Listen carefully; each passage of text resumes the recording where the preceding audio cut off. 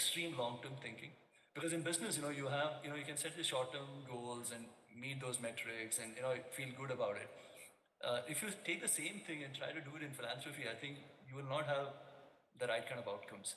Yes, you might go and I don't know, desilt 100 lakes, but then if you haven't solved for the problem, it'll get back to the same thing in 2 years, 3 years, right? As in, so so yeah, but like I was telling previously, I don't know if you could hear, but I spend like 10 to 20% of my time on this today. I mean, I hope to spend more time in the future, but this 10 to 20% has adds a lot more meaning to my remaining 80% of my time. Like there is a reason to get up every day and do business, and it's saying that some of this, what we're doing is somehow giving back to the society, because eventually I think the real problem to solve in this country for startups and businesses is to increase the TAM, right? Which is your TAM in terms of revenue. Be it Ankit, be it Zerodha, be it whoever out there building business, because India is still a poor country. And I think one of the ways it can happen is if the country becomes inclusively rich and not just the top 1-2% of the country, right? And that's something I think every person who's had some financial success, I think, should use it to help the society, because not for altruistic reasons alone, but even for economic reasons. Because if the society does well, is when you will do well. Thank you, Nick. Thank you. Sudhir, I wanted to talk a little bit about the kinds of things Nitin was talking about, which is how do we help measure? I mean, what are the kinds of things that you can do to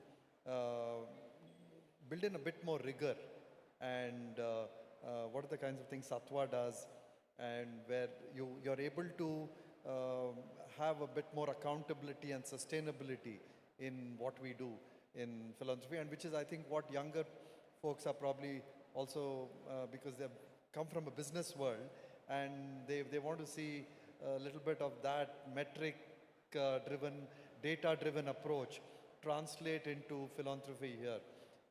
What are the kinds of things you've seen work, and what do you do? Thank you. So just building upon now what Nitin talked about, just even in the climate context, when you take a project, you just don't jump. In the past, we would just jump into it with emotions and some thoughts, and then realize you have to iterate back. Sometimes it's a failed project and so on. But so we want to now have a lot more calculated approach to how we really want to use philanthropic money. It's because it's far and few, and it's need to ensure that right return of investment. And at Sattva, that's sort of what we really strive for, is to make sure that every rupee, every dollar gets the best return of investment. It starts with the right research in terms of, do we know, just like in business, you have market segmentations, knowing your users, knowing your customers. Social sector is no different. It is important to do the right research, and there are frameworks, there are methodologies, so that this is an approach, this is a hypothesis. And then once you have a hypothesis, what then comes down to is what is the right program design? Just like in business again, there's a product, there's a service offering that you sort of build to market. And in the social sector context, after that, what's critical is you measure. So what gets measured gets done, what's made visible gets done. And that's the founding philosophy I think we should bring to the social sector as well. For too long, it's been done by stories and emotions and just emotion content. And there's a lot of tech that also really supplements that. So tech is not just only the product or service offering, but also in terms of field data collections, how we have measuring and reporting compliance.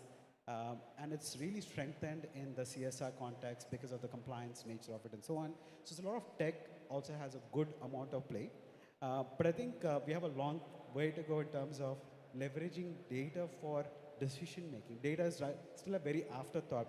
There's lots of data sitting in the government. It's just sitting in data warehouses. Nobody knows what to do with it. We're actually helping, working with Niti Aayog and other places to bring data out and are sort of converging that with policy, best practices, and enabling them to help the better insights of data, right? So I think the sector has really moved much better in the last 5 years from rather than just jump and then realize, oh, we have to now go back, to being a lot more calculated, from hypothesis to the right program design, to right measurement systems and using technology for measurement and feedback. And then more importantly, government, we are seeing almost a digital first sort of a mindset, leveraging data, insights, converging of policy and also best practices. It's there. I think we have long ways to go, Prashant. Yeah, thank you. So we have a wrap up now. As a wrap up, I wanted to get a message from each one of you as to what a lot of folks who here are involved with young leaders across Southeast Asia, India, Nepal, what can they take back to the youth entrepreneurs in their own places, and how can they get involved in philanthropy, and some message around that. Maybe I'll start with you. Yeah, so I think the easiest way of inspiring more people and youth to get involved in philanthropy is to figure out micro projects. Like Nitin mentioned that, we have to do it for our own home. Like climate tech is about ensuring where you live, you are able to create a sustainable ecosystem. Similar projects can be made available in all small communities, whether it's education, sanitation, and whatnot, and sport. You just need a 40 by 40 field and you can create a small playground. So I think creating opportunities for a group of people to come together for a very micro project, and it could be crowdsourced, it could be self-initiated, but sometimes it just needs a small trigger and a small push. If the community can provide that trigger, many people will be keen to do. Thank you. Nitin? Yeah, no, I mean, usually, when I'm trying to nudge entrepreneurs and businessmen, my pitch is, don't think of it only as altruistic reasons. Think of it even for selfish reasons. If you were to think for the next 5 to 10 years, I think what climate change is doing to us, or just this whole wealth concentration, which is going to create, it seems like, if you look at the developed economies, it's creating some kind of unrest. I think questions will be asked of businesses and people who have wealth. How did you use it to the benefit of society in the future? So if you're a business or a brand, I think when there is that unrest, I think it'll be easier for you to stand out, right? So, because businessmen, typically understand economic outcomes better than just altruistic reasons of sorts. So I think today there's an opportunity to be a business, a brand which is, using its success in some way to leverage and help the society as well. And I think brands who do well will possibly be able to stand out in the future. So maybe that I've seen has a better nudge, for people to get doing something about it. Thank you. Sudhir? So for me, it's more an appeal to this group, Prashant and his senior leaders in this room, on two areas that we are very passionate about. One is DEI and climate action. Climate action, it's affecting us. It's going to impact our future generations. So I think we need to move from a lot of words to action. So really looking for this leadership group to where we need $2 to $3 trillion per year to really make up for that by 2050. We're right now at about 600 billion. So we have a lot of capital deficit. And on top, more importantly, I think it's more the intent and again the strategic leadership to really drive both, whether it's DEI or climate action, where there's a lot of boardroom talk, there's a lot of policies, but I think we need leadership here and to sort of inspire that for the generations to come, because there's only one earth to live, and we really need all of us collectively working to bring not just money, but also a lot of the actions to life here. So really looking for this group to really take leadership in climate action and also DEI. We are out of time. Thank you so much. Thank you, panelists. Thank you so much, Mr. Prashant, Prakash, and team. I think we didn't get a chance to say bye to Mr. Nitin. If he's online, Mr. Kamath, thank you so much for your valuable presence. I know you're in Singapore and you couldn't fly down. So thank you for being here. If you can still hear me, I hope they've not disconnected the call. We also have Mr. Prashant Prakash, who recently launched a lovely book. Mr. Prashant, if you could say a few words about that, and then we will invite the Rotary International President and the session partner. Okay, he's back in the auditorium now. When I called you earlier, Saga, you were not there, but I would request you to come up. Mr. Prakash, if you can tell them about this wonderful heritage book that you have brought out. Can we have that mic on, please? Yeah. Hello. Can we have the AV, please? So, I'll just very quickly, just 1 minute. I think we don't have a lot of time. I think Bangalore is a city that has organically grown over the last 4-5 decades. And if you ask anybody about, how do you want to describe Bangalore, or what is special about Bangalore, I never got a good answer. And that was what led me to do this book on Bangalore, and with my co-author Malini. And the whole idea is you can think of this as a contemporary biography of the city that has transformed itself from a pensioner paradise to now the fastest growing city and the technology hotspot of Southeast Asia and Asia. So this book will give you a idea of what makes Bangalore Bangalore. What's different about the people in Bangalore? What's different about how people in Bangalore think about philanthropy, how people in Bangalore think about building their city. So it's a very 360-degree view of the city. Hope you enjoy it. Thank you. Can we have the AV and RI President and our session partner will unveil the book in the same time? Can you play the AV, please? In the universe, everybody knows Bangalore. जो बैंगलोर है ना, बैंगलोर कर्नाटक है, बहुत सुंदर जगह है sir, सभी लोग रहते हैं इधर. I feel it's a very chilled out city. Bangalore is a city of hope.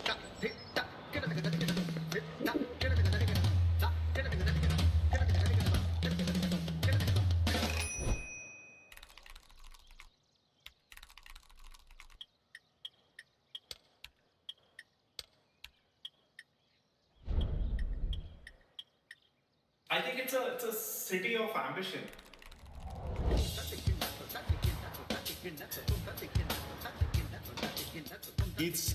It's a city about the future.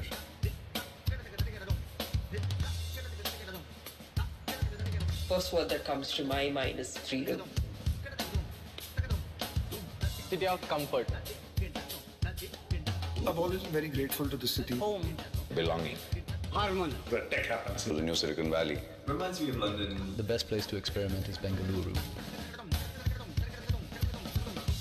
I think everything we do in Bangalore is world class. I won't exchange this for anything else.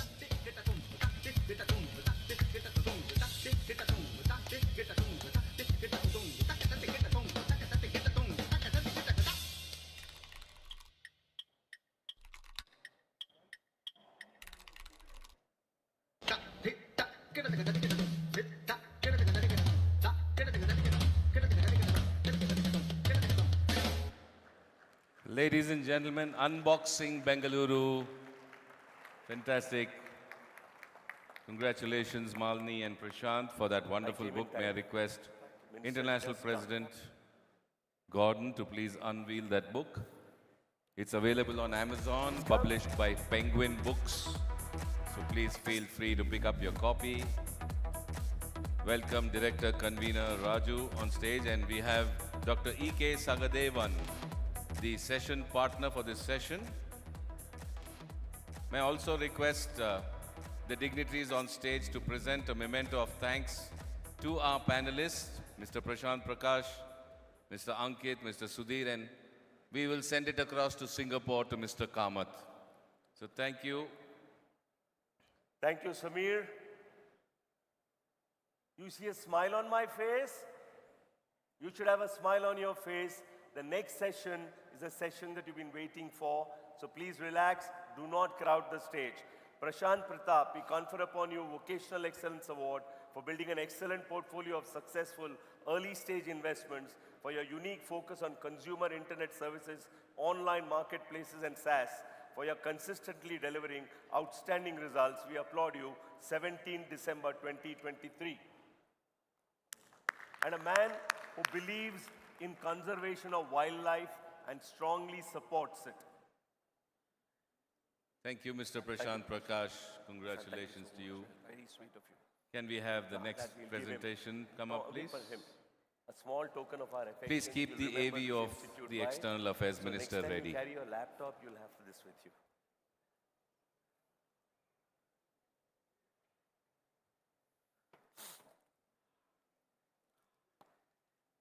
Ankit Nagori. He's got a little bit of gray hair, but still a young man. Vocational Excellence Award for carving your own niche in the world of business initiating a cloud kitchen startup and taking it to dizzy heights, for your pan-India vision and making it a reality. We present, with pride we present the above to Ankit Nigori on 17th December 2023.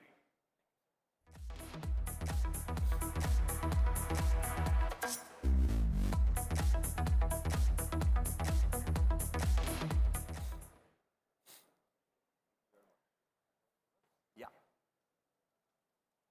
One.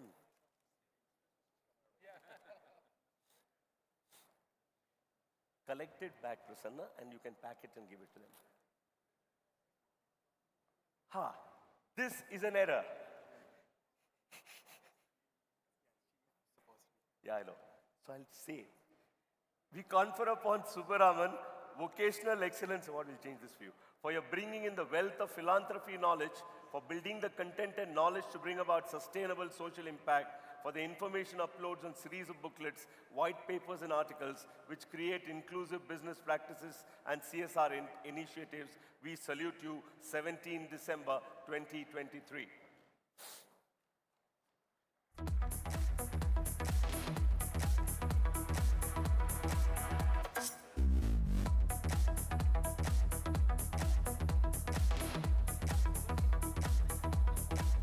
Thank you.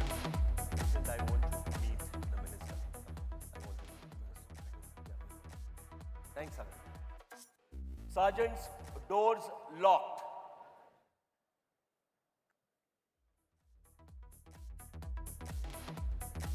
Thank you so much for that wonderful panel discussion. May I invite the guest speakers and attendees to please do occupy their seats for the next session. Well, ladies and gentlemen, we have the chief guest for the day, our Honorable External Affairs Minister of the Government of India, Dr. S. Jaishankar, with us. Before he comes on stage, may we please have a look at his audiovisual introduction.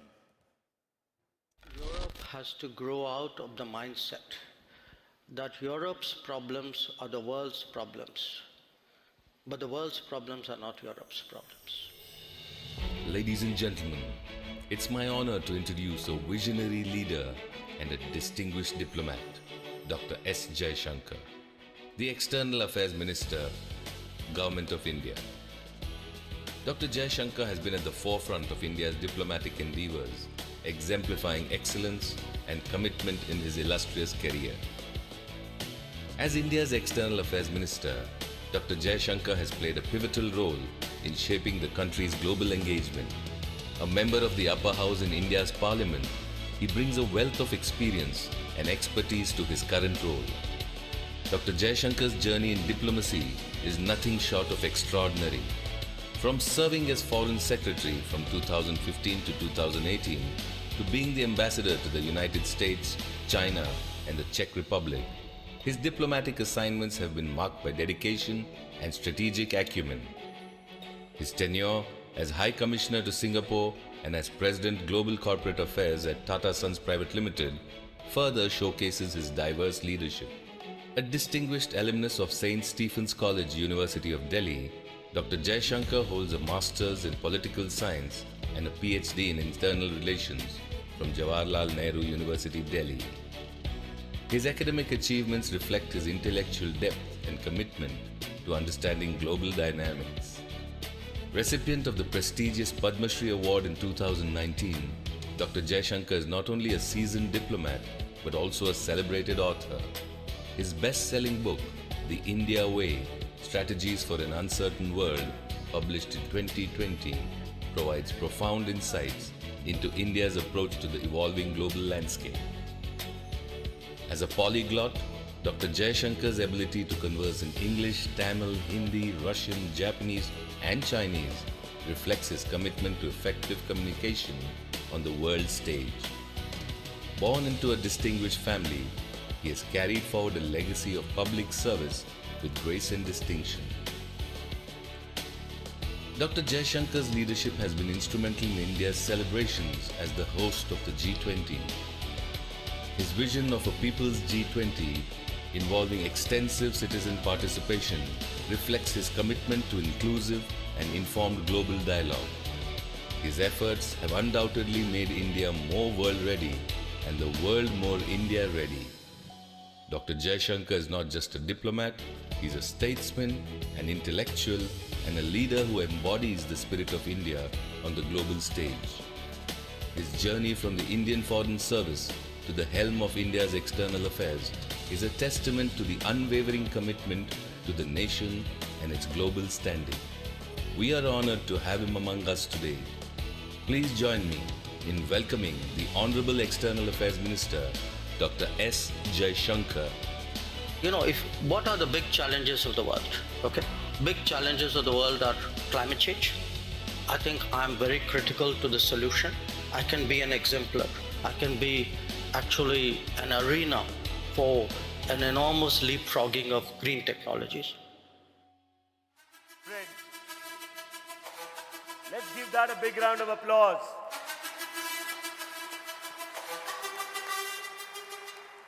I'm going to share with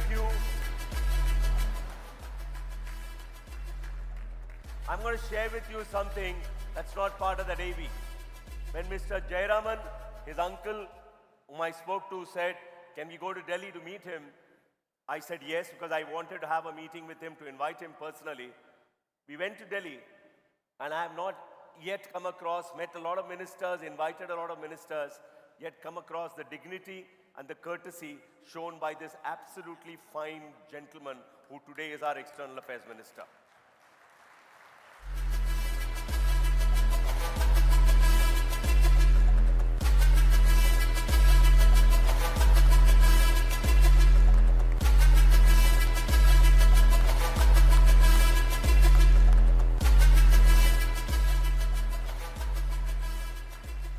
Guys, he's going to speak to you all and then answer questions.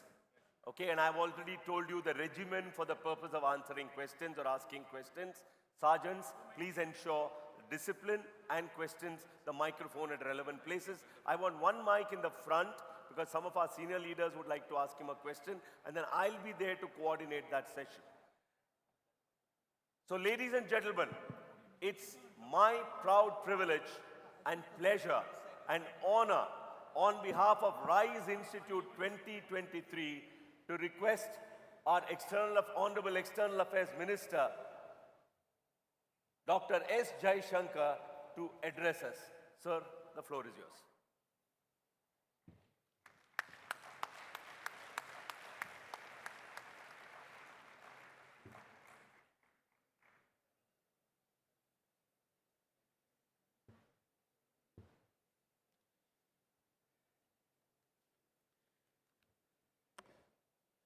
Mr. Raju Subramaniam, dear friends, first of all, my greetings to all Rotarians, and I'm delighted to see such a distinguished assembly of people here this morning. For me, it's always a pleasure to come back to Bengaluru. I think some of you may know I spent at least part of my early years here. And I thought today, as you come to the conclusion of your event, perhaps I should speak to you about India, about the changes in India, about the changes and the impact that it has for our neighboring countries, because I understand that some of you are from other countries in the neighborhood, and actually the impact that it has on the world as well. Now, it's often easier to speak about what lies ahead. You know, you can in a sense indulge yourself, but I want to speak about what's behind us in the last decade, and with a reason. And the reason is that what we have done in the last decade is actually the foundation of what lies ahead of us in the next quarter century. So there is a direct connection between our achievements and our capabilities and our aspirations and our dreams. For those of us who are from India, I think looking at the last decade is also in many ways a reminder of what we ourselves are capable of when we have the leadership, when we have the motivation, when we have the drive. And for the world, I think the last decade is also because as societies, as individuals far away today see India in stronger terms on the radar, they will want to know a little bit more about India. What has happened in India? Why has it happened in India? How has it happened in India? Now, any account of what has been done, it can meander in different directions. So I thought to myself, okay, last 10 years, what are the 10 big things which have happened in the last 10 years? And then share those thoughts with you. What were those 10 were a mix of challenges, some very big ones, some opportunities, some achievements, and they actually are spread into many domains. So in many ways, I would say that they represent all-round progress. They also tell us in a 360 way what lies ahead of us. So let me start really with the first big challenge of the last decade. And that challenge was the COVID. I start with the COVID because for a very good reason, it was called a once-in-a-century happening.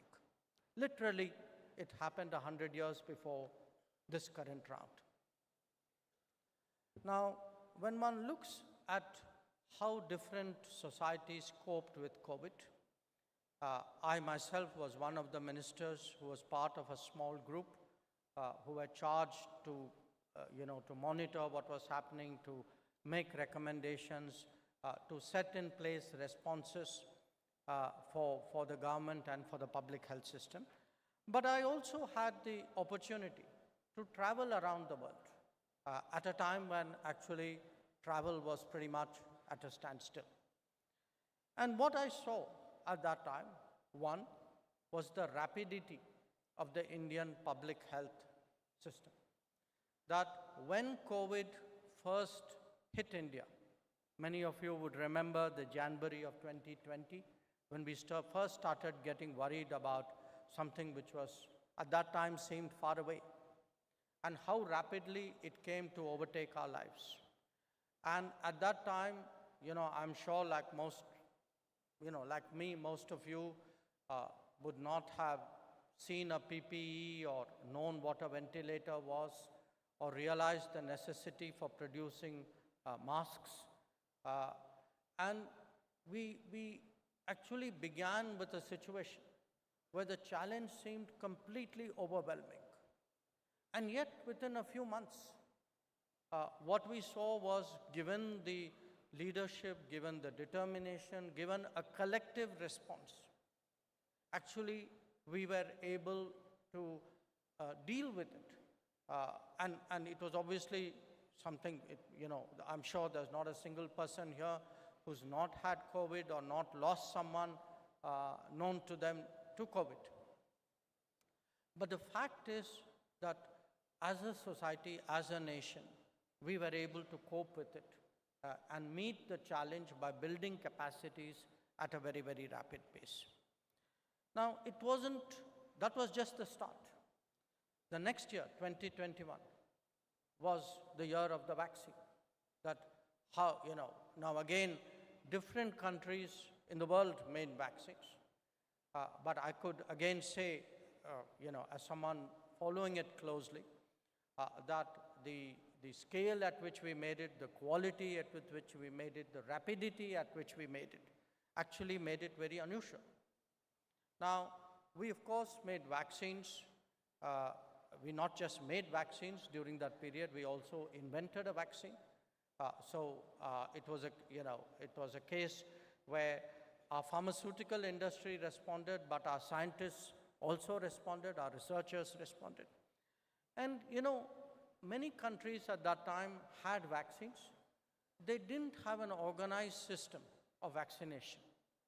And here again, actually India stood out, that we were able to vaccinate, put 2.5 billion doses in people's arms, largely because we had digitally organized ourselves. So when we think of that period,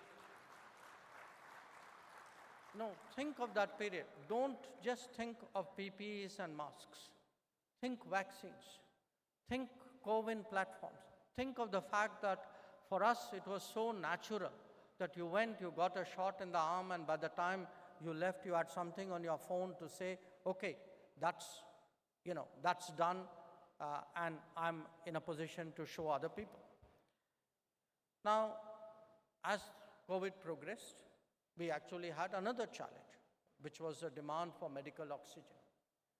And, again, that probably in many ways was the most difficult period of the COVID. But sitting where I was, I could actually see the entire system at work. The system, to give you an example, the demand for oxygen was largely in cities because that's where people lived, or in places where there was population. The oxygen production was mostly at industrial sites. Even those which we got from abroad would come into a port. We actually had a situation where we would move things at night by train, have the Air Force pick up cylinders, take it back by flight so that we could actually build that kind of cycle.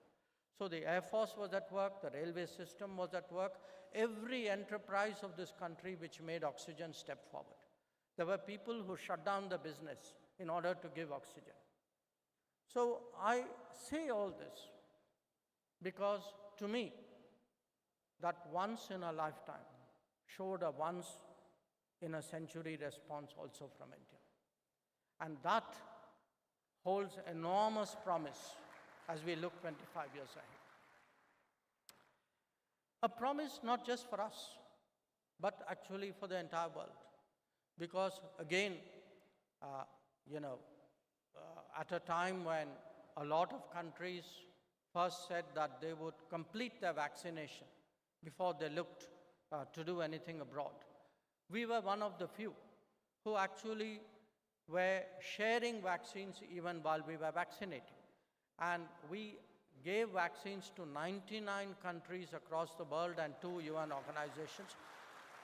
And I will tell you, today, you can understand, okay, we have neighbors, it's human to share with your neighbors. But there are countries in the Caribbean, there are countries in Central America, there are countries in the Pacific, faraway countries, little countries, who till today tell you that we would not have got vaccines but for India.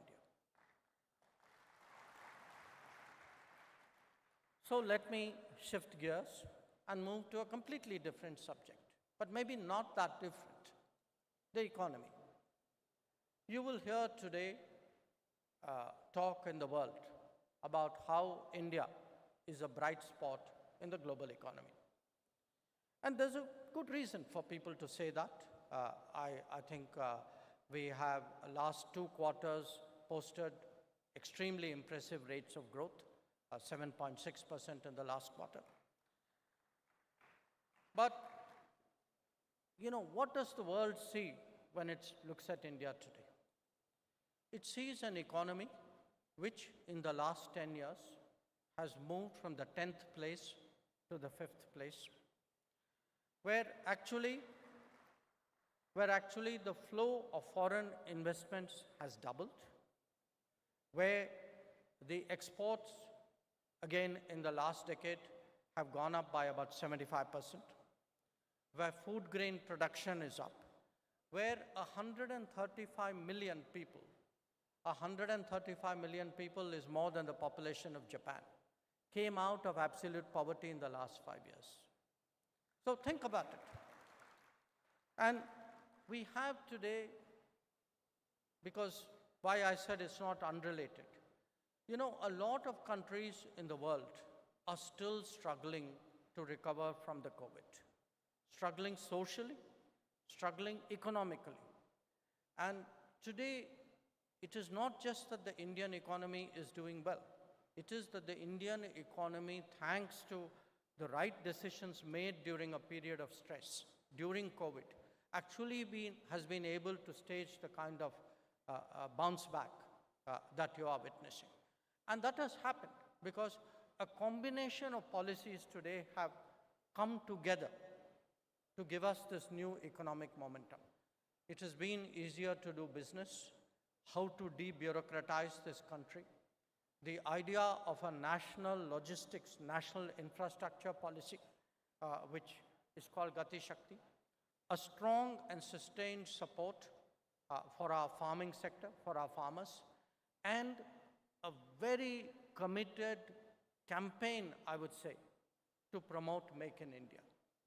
Today, it's all these. Each one of them may look different to you. You know, some of you may have an interest in one aspect and not in the other.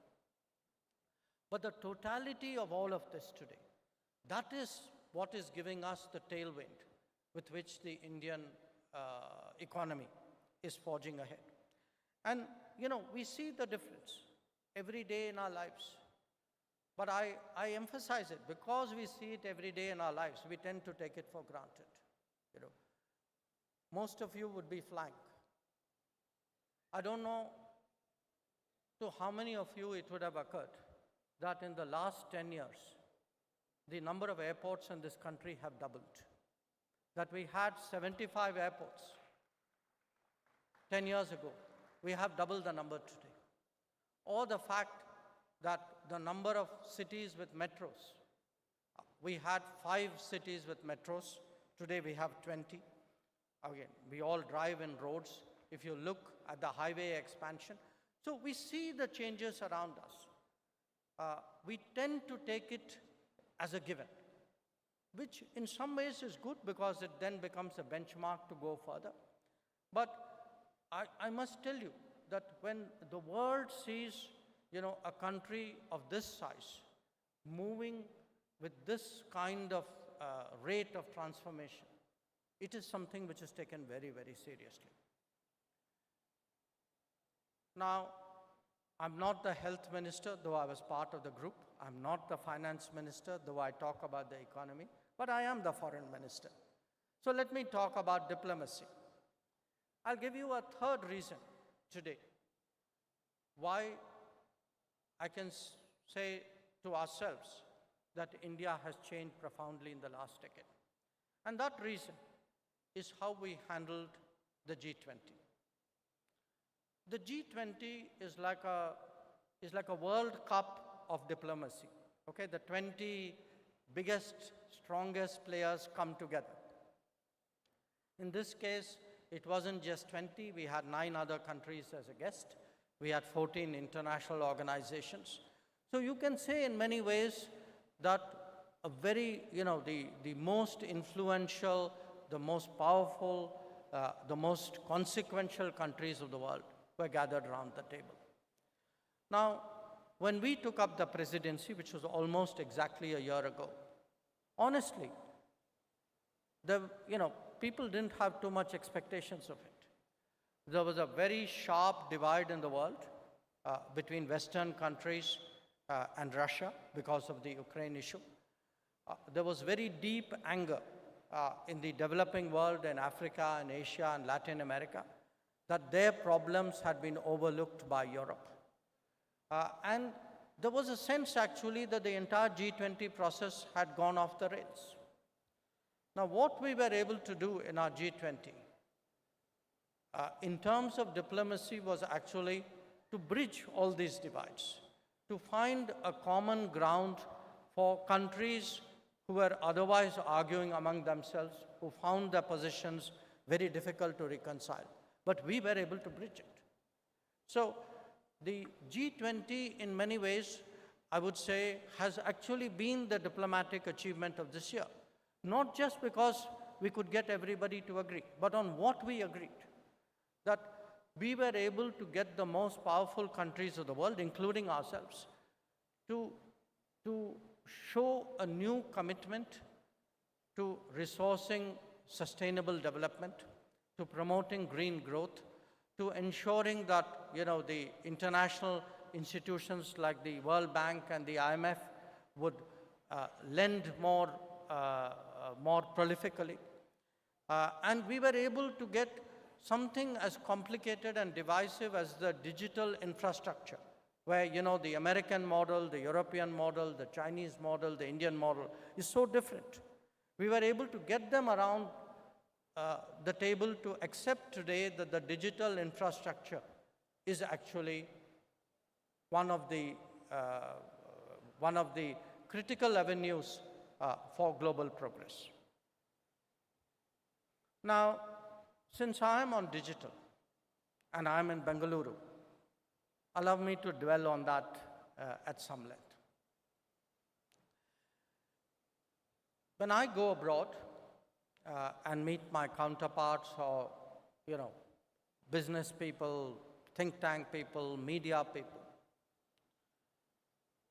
I used to get asked a very different set of questions 5, 10 years ago, even more different 20 years ago. Today, much of the attention of the world is actually about what is happening digitally in India. And again, I say this because we have become so digital, we don't remember a time when the world was not digital. That we forget that a lot of this was 5 years old or 10 years old. And I was reminded of it because just a few years ago, some of us put our thoughts together to produce a book. And I'm a kind of a curious kind of guy. I like reading other people's chapters. So one of the chapters I read was by Nandan Nilekani. I think there's nobody in this room who doesn't know or know of Nandan Nilekani. He's one of our key people who started the IT business in this country. Nandan Nilekani speaks about how he took the idea of Aadhaar. This was more than 10 years ago. He took the idea of Aadhaar around the country. He met a number of chief ministers and he tried to persuade them that this is a very powerful tool here, which could be put to good use. The one chief minister, according to him, who immediately understood it, who actually sort of cleared his desk and spent a lot of time talking, trying to grasp its power, was the person who today happens to be the Prime Minister of India. And you must reflect on what the digital has done for us. That backbone, because digital is today our backbone, that backbone is the backbone on which this country rests today, the backbone on which services are delivered, the backbone on which benefits are given, the backbone on which you get your entitlements, the backbone on which you got your COVID certificate. It is our digitalization which has created this transformation of India. Now, let me give you the scale of what this digitalization has done. Suppose I told you 10 years ago that, guess what? You've just elected a prime minister and his government is going to give you a food support system which is bigger than the population of Europe and North America, which is able to connect people to banking, because banking is a very key part of transferring benefits, which will capture a set of people in the banking world, which would be 1/3 of this country, which is today out of banking, which would have a scheme, which many of you know about stopping burning firewood and getting gas cylinders, to a population bigger than the population of Germany, which would build houses and given our family size, which would house in 10 years more than the population of Japan. You would not have believed me. If I told you that you would end up with our knowing which houses to connect to electricity, which houses need piped water into their homes, which farmers are deserving of the extra benefit which they do when they do their sowing. This is today actually the transformation of India. That when you have social benefit schemes which cover 800 million, 500 million, 400, our health scheme today, Ayushman Bharat, today covers 500 million people. Our food support, Anna Yojana, covers 800 million people. The Mudra loans cover 415 million people. The banking, the Jan Dhan Yojana is in excess of 400 million people. So, as I said, even the water connections, we've done 100 million new households, which means 500 million people have piped water in their houses which they didn't have 10 years ago.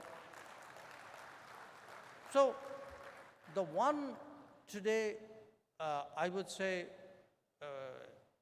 exemplary message that we send out to the world, that a country like India, because typically when people speak about social welfare systems, about getting benefits, they talk about middle income countries. They talk about countries where it's, average income is $10,000.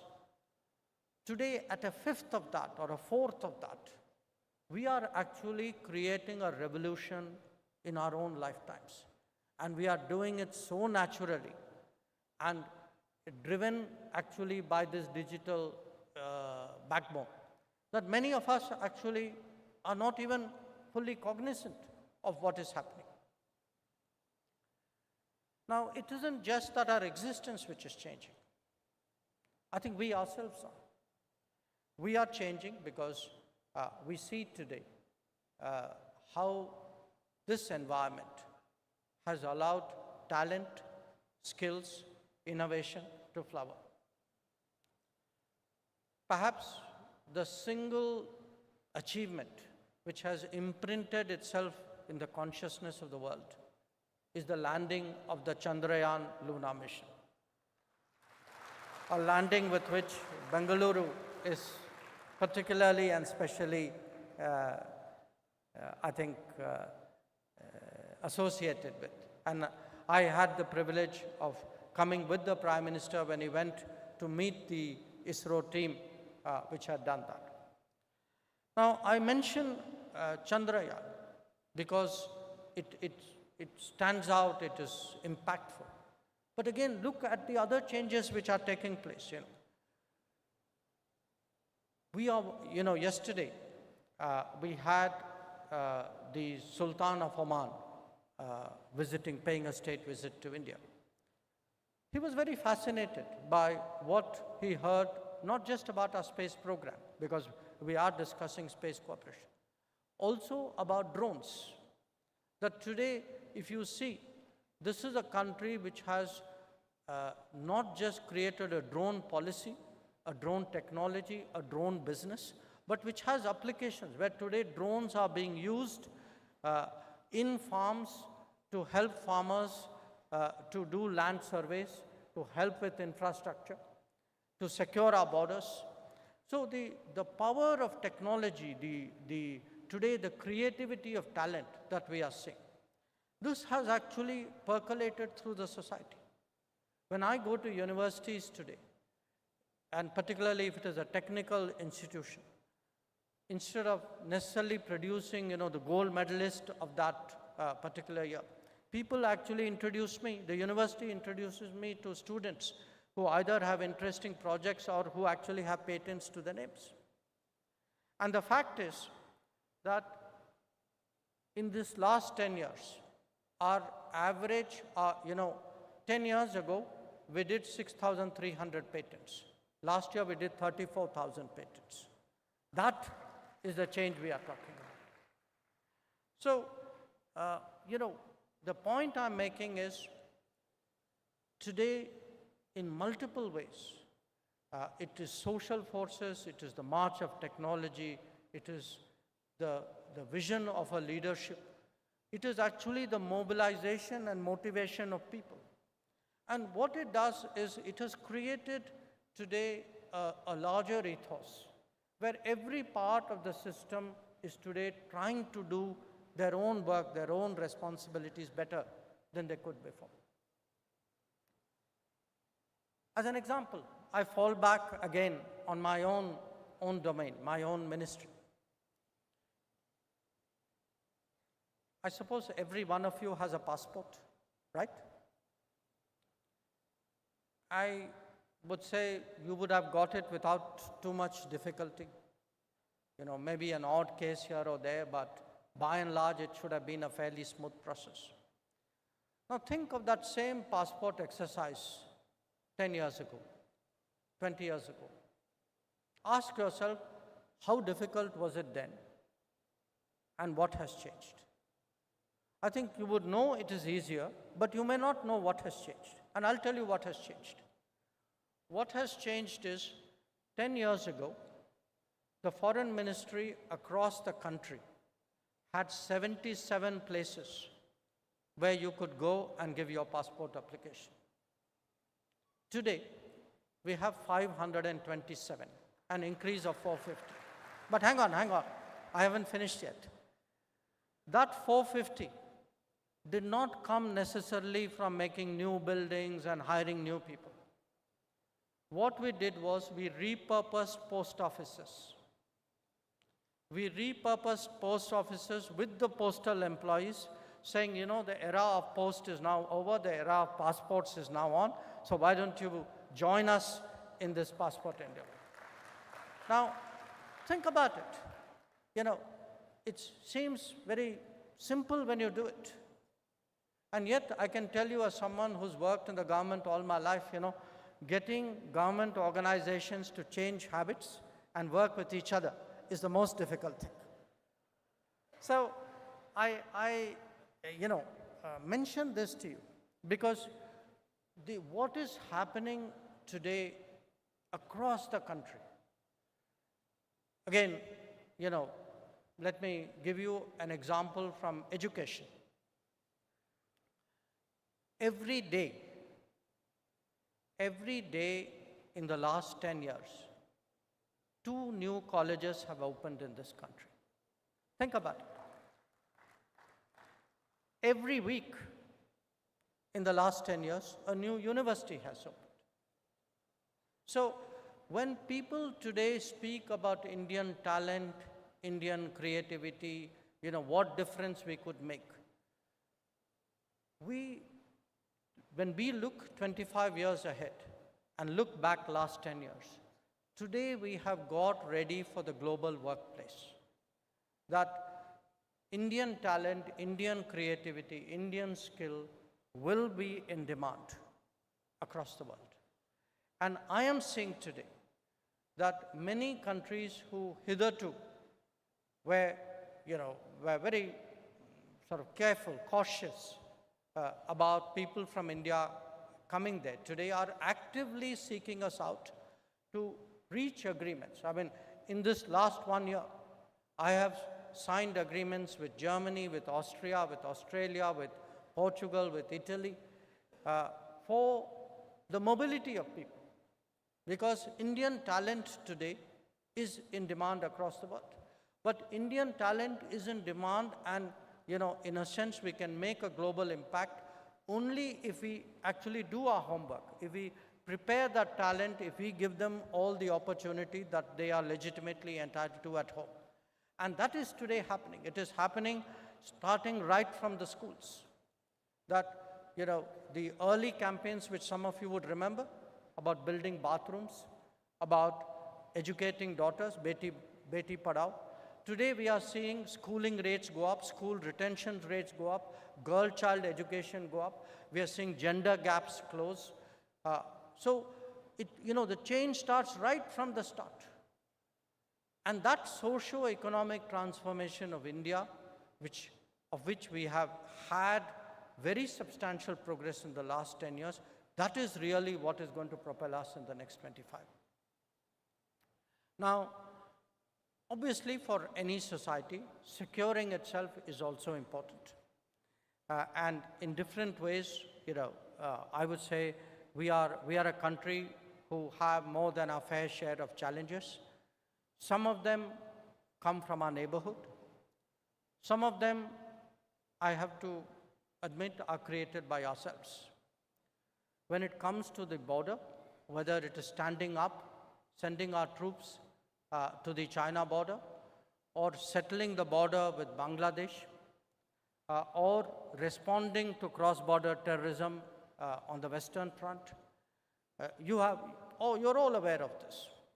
But some of it is also long-standing issues which we ourselves could have settled. One of them was actually the Article 370 issue in regard to Kashmir. Today, when go to Kashmir, it's a very different Kashmir that we see. It is a Kashmir of tourism. It is a Kashmir of economic growth. It is one where actually terrorist incidents have come down. And while I would certainly regard, the abrogation of Article 370 as one of the big achievements of this term, I also sometimes ask myself, why did it take us so long? So, a part of looking back is also a degree of self-reflection and, driving yourself to keep looking at the challenges, because we sometimes take achievements for granted. We also sometimes take problems for granted. So it's important that we look at old problems with new eyes, and certainly in this case, because there was a strong conviction to deal with a situation where one state of this country was kept outside the national mainstream, at last that challenge was addressed. Now, I could, speak about other ways we have made an impact. There are big global issues. We are all concerned about climate change. We worry about food security. Especially last year, there have been food shortages in the world. There are big energy issues in the world. The challenge of terrorism is there. And again, we have, in the last 10 years, also distinguished ourselves by the power of our ideas. People speak about solar energy.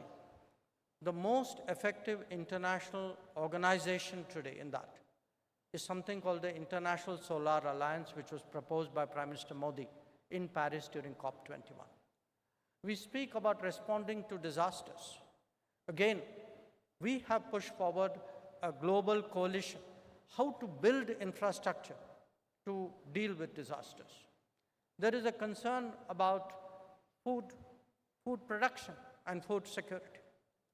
And you have seen how much the campaign to grow and eat millets. I'm in Ragi country. I think this is a place where it should be self-evident. But how a campaign to grow millets today is beginning to make a difference, not just in India. You can see it in other geographies where actually millets was a traditional food. So the sum total of what I want to share with you today is India, through its own, I would say, process of transformation, we are rediscovering ourselves today. We have the capability, we have the talent.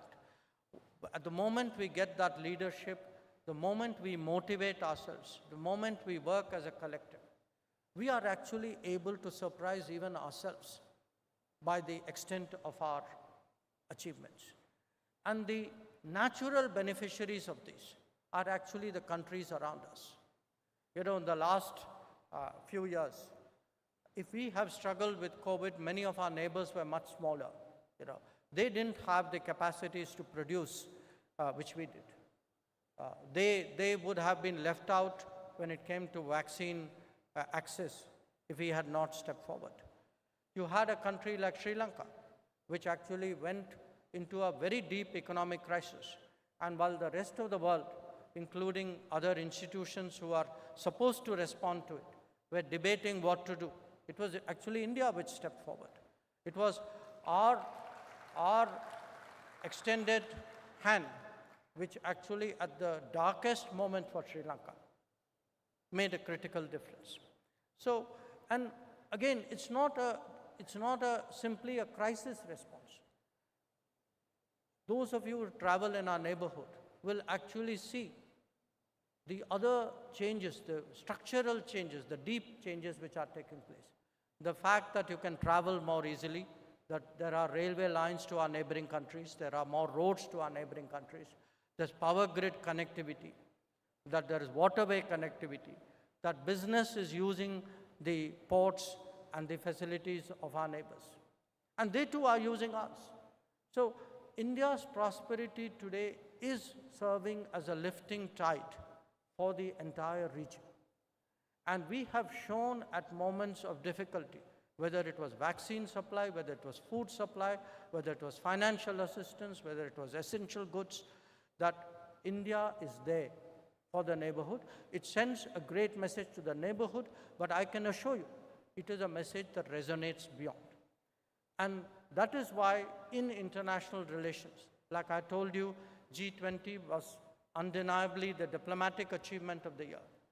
But the concept of what is called Global South, that countries, developing countries come together and see how they can help each other. The fact that we have been able to assemble a lot of 125 such countries. And today, India's footprint is there in 600 projects across 78 countries in the world. You know, next time you travel anywhere in the world, ask someone local, what is it they know about India? And believe me, you'll be surprised. In fact, I am surprised because often I see business has got ahead of me. Some NGO has got ahead of me. There are cases, where our doctors, our social organizations, our businesses, they've gone to the far corners of the world. So we are today creating a global footprint. But having said all of that, let me end with one last point. I've spoken about, Make in India. Make in India is an economic expression of a larger outlook, which we all know as Atmanirbhar Bharat, which is self-reliant India. It is one where we care for our own traditions, for our own artisans, for our own people. There's a campaign called Vocal for Local, which encourages all of you, whenever you buy something, to first look closest home and see what it is that you would like to spend your money on. In the last few months, we also have started a campaign to actually support our craftsmanship. It was launched on Vishwakarma Day, and the idea is that Indian heritage, Indian craftsmanship, if we don't support it, over a period of time, it will start to fade out. I'm saying all of this because it is not enough for a country or a society to progress. It is equally essential, perhaps even more so, that we do so remembering who we are. That we not just remember who we are, not just value our own heritage, traditions, and culture, but we also find ways of passing it on to the coming generations. So it could be Make in India, it could be the International Day of Yoga, it could be a campaign like Har Ghar Tiranga, where we all raise our flags. It could be, as I said, the Vocal for Local. How do we take our food habits out? How do we take our music out? But the world is beginning to see the return to the international stage of a civilizational state. That this debate today which shouldn't be a debate, but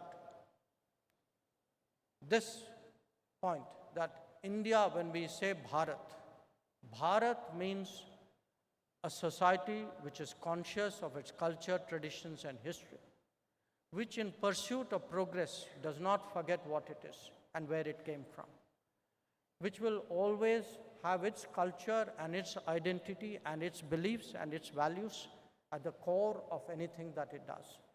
So as we look 25 years ahead, it is equally important that we progress, but we also progress on our terms with our goals and our aspirations.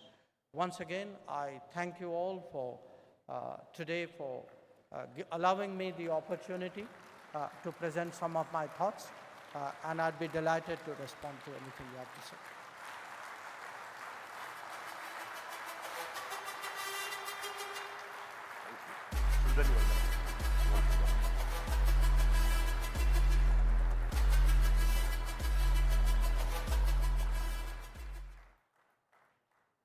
Sergeants, are you ready with the mics? One, Gaurish here. Who's that? No, wait, I want a sergeant there. Who's the sergeant here with the mic? No, there's a sergeant here already. Pramod, you go back. Okay, guys, if you want to ask questions, first question that comes is from a past president of Rotary International, Mr. K.R. Ravindran from Sri Lanka. Sir. Hello. Mr. Minister, you have a legion of fans around the world. I am one of them. I think you have more fans than Virat Kohli. Because Virat Kohli's fans are only among the cricket world, and your fans extend beyond that.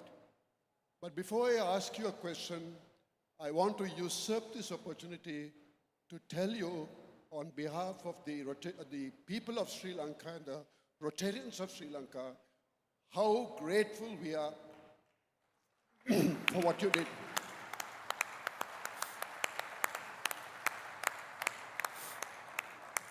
We in fact had an event in Colombo with the top people of the city simply saying, "Thank India," where I was a speaker. Throat is going. I realize the role you played and your finance minister, but you did so on behalf of all these people present here and the people of India. And for want of anything else, let me just say thank you. Now my question.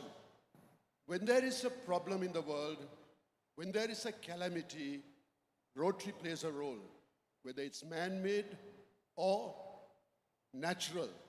And this is where your expertise comes in. But invariably, when we step in to do something, whether we help Israel or whether we help Gaza, whether we send aid to Ukraine or somewhere else, we have resistance, we have criticism coming from outside and from within, who say, we get caught up in this whole geopolitical situation. How would you say we handle this? Because you seem to be such a genius in, holding United States off and balancing it with Russia. That's the question, sir.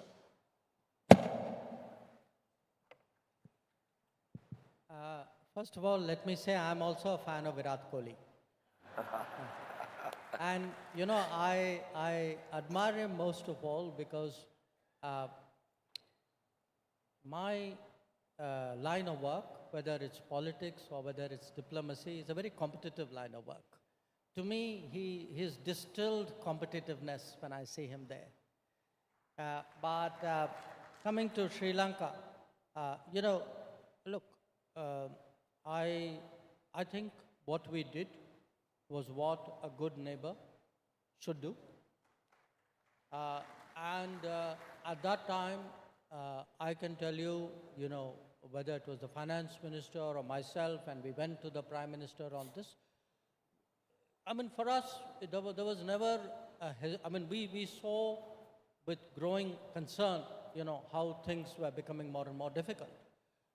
So I think we did the right thing. And I certainly hope that in some ways it's a message for others. I mean, we didn't do it because we wanted to message others. We did it because it was a natural thing, it was the right thing. And in my case, I've lived in Sri Lanka. I had a particular, I would say, attachment which grew out of it. Now, your question, how do organizations, in a sense, even countries, handle this kind of very polarized situation? I give you a few examples which might help you. When the Ukraine conflict started, we of course, from an Indian perspective, brought back about 19,000 Indian students who were there as part of something called Operation Ganga. But literally hundreds of thousands of refugees came out of Ukraine at that time to all the neighboring countries. I'm very proud of the fact that, at that time we got our Air Force, our airlines, our whole diplomatic corps, four of my ministerial colleagues went there. But one story which to me somewhere didn't quite get its due was how many Indian organizations actually went there to help. A lot of them did. People ran soup kitchens. People actually helped refugees who were coming out. So I've seen at times that, I understand this navigation in a polarized situation is not easy. Sometimes governments can help, but often I think, if you are well established, you have a reputation, you have a track record, I think even in a difficult situation, people will take a lot of that into account. And certainly today, I often encounter, I mentioned that, I encounter Indian NGOs who are doing very good work outside India. And I think the kind of goodwill that they build, because at the end of the day, in anybody's mind, a country is a person. They associate a face and a name with a country. And these people do a lot of good work. I'd keep encouraging you. If there's anything I can ever do for you, give me a shout. I'll be there. Wow, what an answer. I thought president nominee, he's a president nominee, he'll be the president of Rotary International in 25-26. Mario Cesar from Brazil. Minister Jay Shankar, you just gave us a lesson for us foreigners on the reasons why India has been evolving so rapidly over the next decade. But coming from a country, Brazil, which is a partner with India on the BRICS, along with Russia and China and South Africa, what do you think of the future of BRICS? I think well of it. I think it will grow. It'll gain in influence. It'll certainly gain in members, because we have agreed to expand the BRICS by 6 more members the next time we meet, next year when we meet. But why would it grow? I think that's a reasonable question as well. Today, the world by itself is a very diverse place.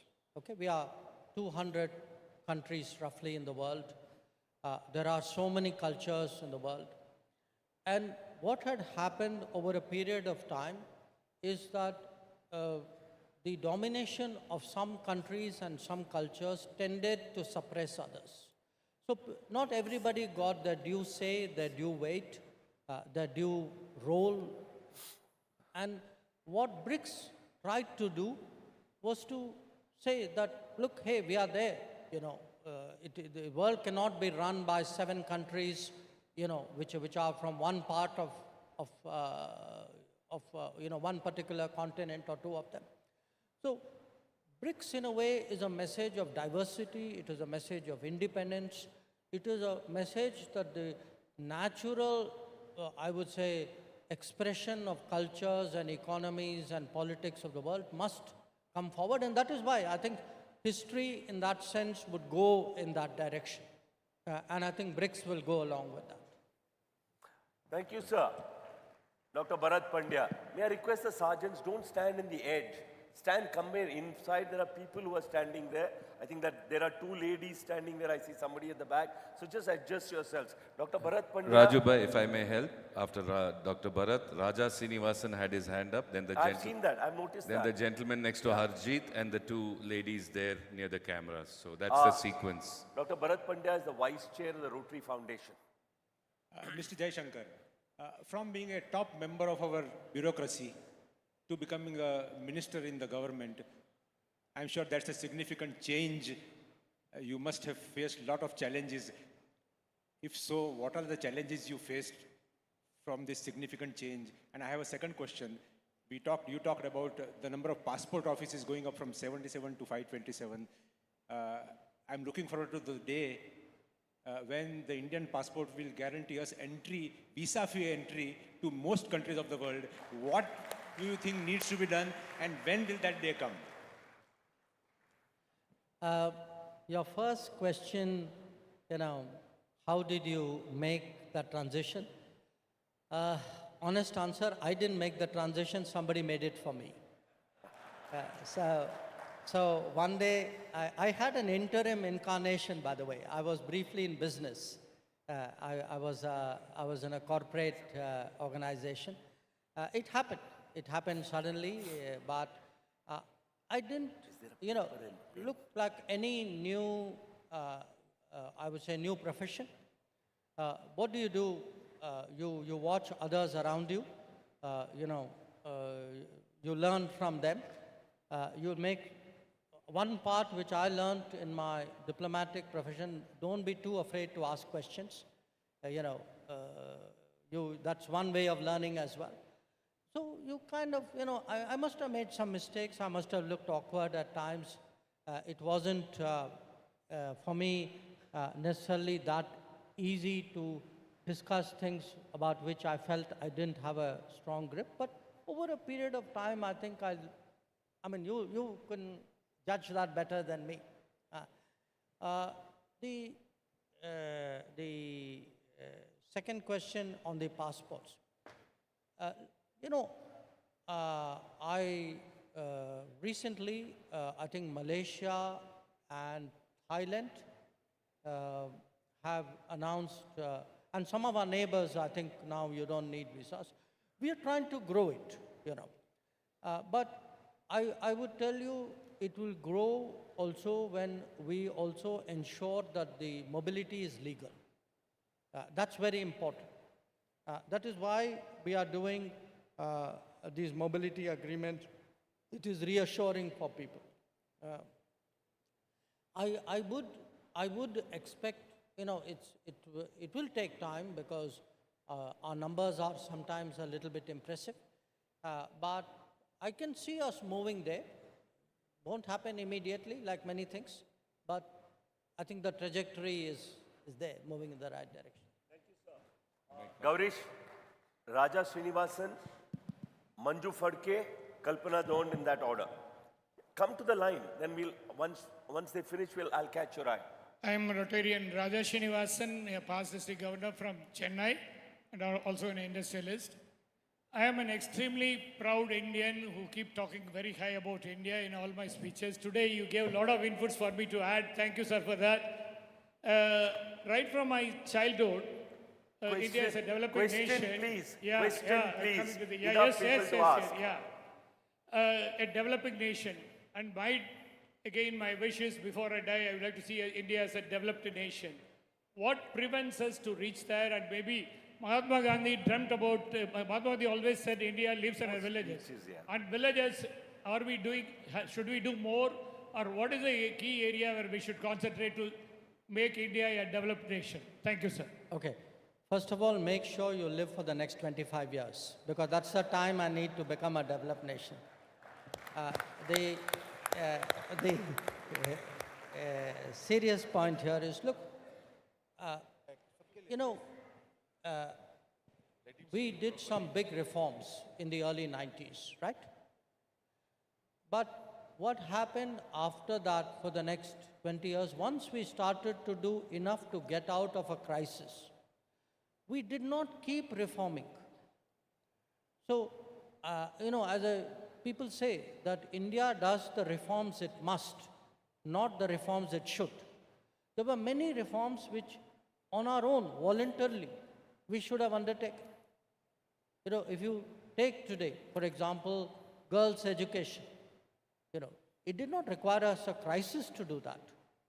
Or if you say, Swachh Bharat, clean up India. If you look at these big campaigns, Digital India, Skill India, if you look at even what I spoke about, electricity or Har Ghar Jal, the water connection, each one of these should and could have been done had there been will, had there been vision, had there been leadership. But what has changed in the last 10 years? That you have someone, frankly, as ambitious, as obsessive, as driven as Prime Minister Modi. And it isn't, and you know what, to me, what he's actually been able to do is to bring out in each one of us. Each one of us wanted to do this. Somewhere in our minds, that desire was there, but nobody organized us, nobody motivated us, nobody pushed us. That is happening. So I am very sure that, this, look, when I look year on year, as I said, a country where 2 colleges are coming up every day, I mean, we are going places. You can see that. I think we've got that momentum today. But we should never take our foot off the accelerator. I mean, this part of reform is never, compare yourself only with your own past. It has to be a peer group comparison. It has to be a target-driven. Set yourself ambitious targets. Try and reach those targets. And I think today, when Prime Minister talks, it's interesting. Today we are talking, saying, when will we become a developed nation? We didn't even talk like that 3 years ago. We were kind of resigned to the fact we were like that only. So that, to me, is the real big change. And I think he's fired up this society, the energies of this society. And I'm very confident that will propel us forward. 1 minute, one thing. Please ask a precise question. No remarks, please, because there are enough people who want to ask the questions. Banju. Good morning. Actually, my question was preempted by my earlier speaker, but I'll still want to ask you one thing. I see you speaking with so much of pride about the nation.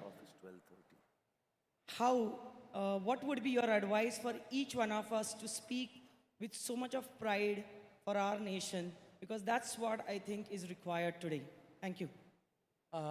Where are you from, if I may ask? Pune. Pune, okay. No, but look, I would say it's important for each one of us, not only in our nation, in other nations also. Because at the end of the day, who we are, what we think, what we believe, what is our, how we are, this is all part of our personality. And one of the concerns we have is in the name of globalization. Globalization is good. It is good if it means that there is more economic gains, there is more economic activity, but it should not lead to a dilution or erosion of our own personality. So I feel today that that sense of pride for everybody, not just pride in the nation, even pride in what you do. I spoke about this Vishwakarma campaign. When you look today at, I have been to countries in the world, I don't want to mention it, where they have actually many of their arts and crafts and customs have gone. Because somewhere in the desire for modernity, they erase their own past. I think that is a mistake we should never make. So today, a lot of our debates, we should be about technology, but we should also be about tradition. And how do we get technology and tradition to march in lockstep. I think that is what our pathway should be. Raju, this side, Raju. I'm looking, wait. Yeah, there are 5 people already queues here. I can't stand. Okay, stand. Now look. Give me a minute. I'll take those 5. On the phone. I'll take the timer. Okay, the 5 there, the 2 or 3 standing here and this side, and nobody else now. With that, we finito. Too late to put up your hand. So only those who are standing for the questions now, in the order, finish one here, go there, one here, go there. Yes, Kalpana. Namaskar, sir. I am Rotarian Kalpana from Assam in Northeast India. And as you are aware, we have also had our certain destabilizing forces. Rotary works in 7 focus areas, and one of them is peace and conflict resolution. But we find that the state governments, they do not use our pool of experience and trained people who are trained in some of the best universities in the world. Sir, I implore you to use your good office to see that the services of these peace fellows are used by various state governments. Thank you. Let me take 3-4 questions. Can I take 3-4 questions together? Next question. There. Sir, Major Deepak Mehta from Raipur, Chhattisgarh. You made the country proud and you made us all smile. But you don't smile. How can we make you smile, sir? He's smiling now. That's when I asked the question then. How can we show our gratitude to make you smile, sir? Hey, guys. Okay, who is here? Yeah. Yeah. I have 2 questions, short one. When do you think we'll get a permanent seat in UN with the progress that India is making? And we are on a Rotary platform. Sir, your thoughts about Rotary International and the work being done by Rotary in India and opportunities for partnerships between GOI and Rotary in India. Thank you. Rahul. Sir, it's true that we can't choose our neighbors. And as you say that India is trying to be good Samaritan to our neighbors. But the fact is that we do not enjoy a good relationship with our neighbors, most of the neighbors. So my question is that how can we afford, why isn't our focus in resolving the issues with the neighbors, and how can we afford to have animosity with a country like China, who has similar historical facts and also cultural heritage? Will you answer all of them? Okay. Maybe one more. One more? One more. Okay, one more. Sharad Jain. Sir, you talked about digital transformation, and I come from a digitally enabled industry, and our business has really thrived on the strength of initiatives that the government has taken. My query is, today the biggest challenge to the consumer confidence is one, online fraud, and second, issues of data piracy as well as privacy. So what is that the government is doing to take care of those concerns? Thank you. Okay. Let me take the questions in that order. In terms of what Rotarians can do in working with the governments of their particular state or region, it's very hard, to sort of tell someone from far away to do something. I mean, often when there are such situations, Rotarians are networked, they are influential people. I'm sure in your own immediate milieu, you will be able to talk to people and see the natural inclination. Everybody is open to finding others who are supportive. If I'm doing something and somebody else is wanting to contribute, it's sometimes, governments sometimes have to be persuaded that there are wise people beyond the government also, or good people beyond the government. That can happen. But I would say keep at it. I certainly will help spread the good word. I mean, part of the reason I'm here is for that purpose. So I wish you well. And I think, obviously I have to just keep coming to Bengaluru and be with Rotarians to smile. I think you cracked that code very easily. On the Security Council, see, Security Council is like an old club where there are set members who don't want to let go of the grip, okay? So they want to keep control over the club, not very keen to admit more members, not too keen to have their practices questioned. In a way, it's a human failing, but I think today it is harming the world. It is harming the world because on key issues confronting the world, the UN is getting less and less effective. So, and I can also tell you the global sentiment. I mean, today, if you ask 200 countries in the world, do you want reform or don't you want reform? Very large number of countries would say, yes, we want reform. Because what was invented at a time when the membership of the UN was about 50 countries.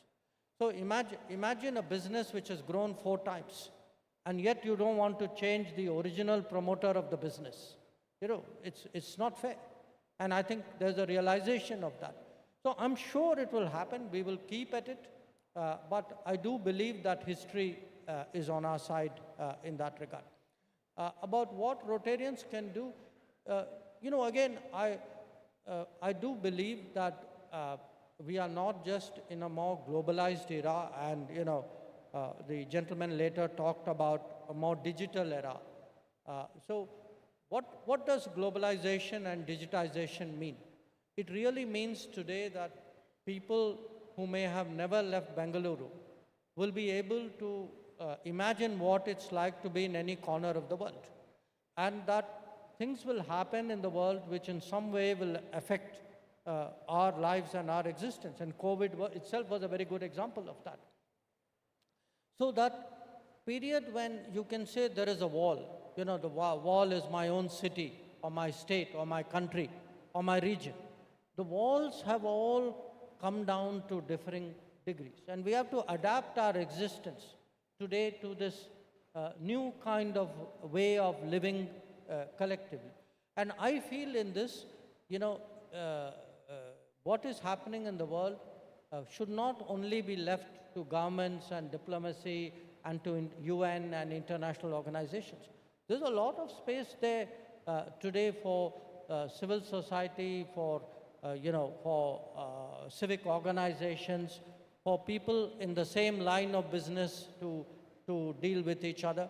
So I would say there is a kind of in international civil society, today, if India's presence is felt by, Indian government or India as a country gets the support of Indian civic organizations, I think it's something which is a great source, because we are a very vibrant democratic society, pluralistic society, and people appreciate, contributions in different spheres from India.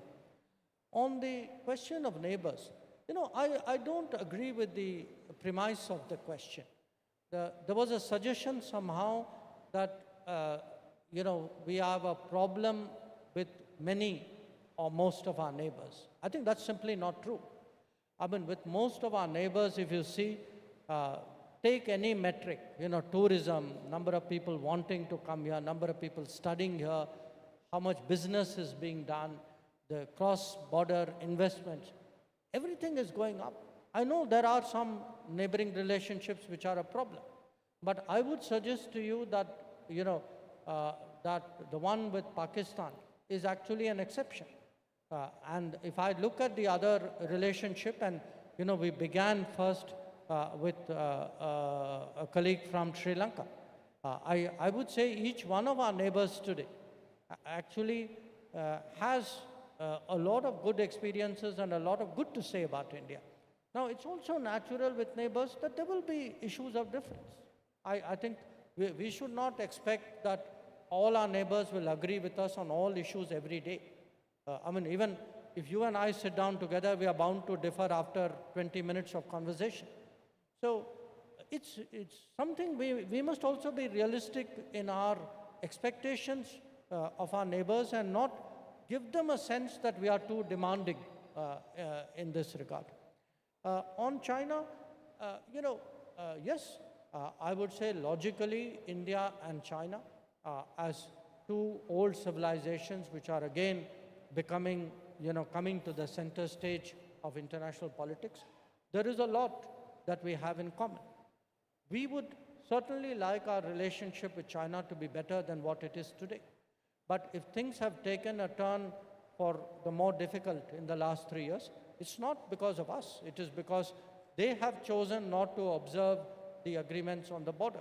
But again, diplomacy is, however difficult your neighbors, however challenging they are, you never give up. We keep working at that relationship and hope that we can get something done better. And last question in this round on online fraud and data privacy. We are very, very concerned about data privacy, data security. And for this reason, this 25 years we are entering is also going to be the era of artificial intelligence. Artificial intelligence really means that your data in some way is going to go into a larger global matrix and become somebody else's business. So you better be careful where your data is going. Now, you can be careful on data privacy, which is that your own government, your own systems protect you. But we also, and there is a SOP for handling data in a society or a business. But there is also data security, which is others, with bad intent, actually, often in violation of the law, try to access your data illegally.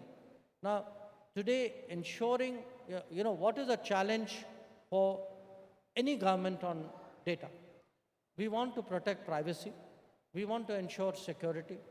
We want to also create the basis for delivery, all the digitally enabled delivery that I spoke to you about. We want to make it easier to do business. We want to protect the nation. Now, we have to put all of this together. And a lot of our new laws and regulations and policies which we are looking at actually tries to address this area. Today, how to have trusted and transparent digital partners is one of the key challenges. Not just economic challenge, not just technology challenge, it is actually a national security challenge. I think I can do one more. Yeah, one round. Okay, the last round, now 1 minute. Some people have been waiting there. Vinod, get 2 people from that group who were the first to come to the side. Just wait patiently till I complete what I have to say. Hello. I think Pratap Puranik has been there for some time. And then take this lady here and any one of them at the back. That's the final round, please. Yeah, please. I am Raja Govind Swami from Tamil Nadu. With some irksome relationship with Canada after G20 summit and US joining on another allegation, how are we handling it? Is it going to be a confrontation or will it be negotiation so that our already existing smooth relationship continues? That's it, sir. Can I get the next question? Yes, sir. This is Dr. Pramod from Varanasi. Yes, sir. Is the government has any plans for the healthcare sector also to benefit from the digital revolution of the country?